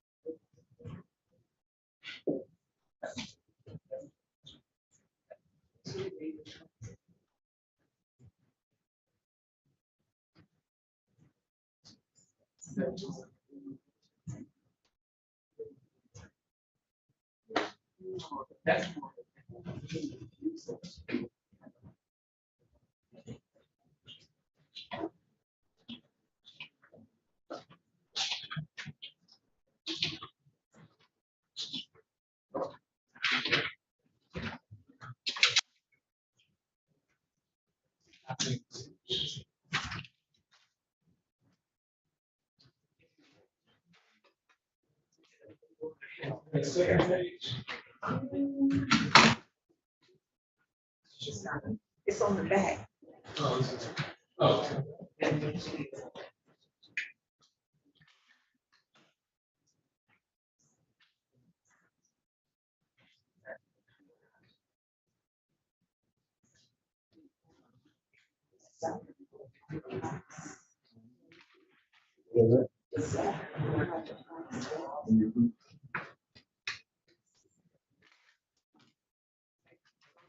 Here the rest of the week. Oh, yeah. Oh.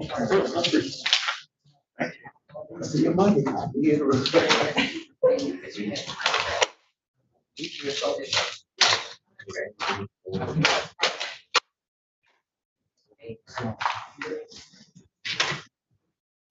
right, thanks.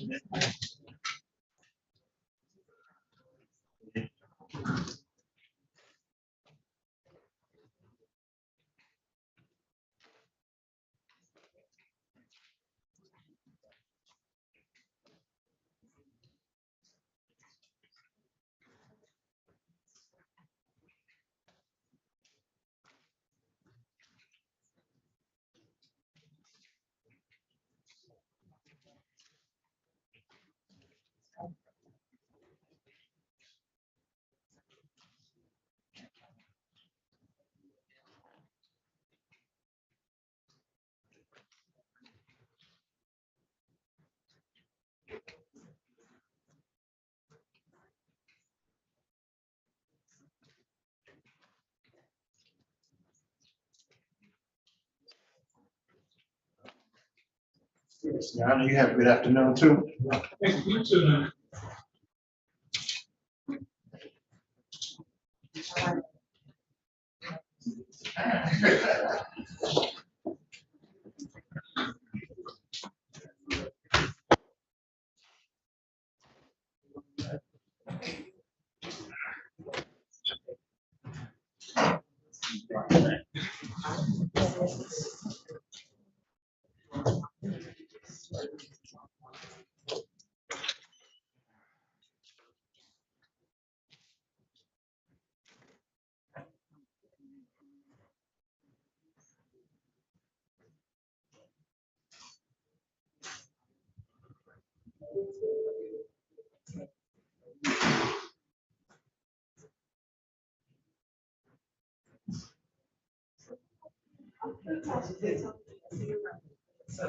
See you later.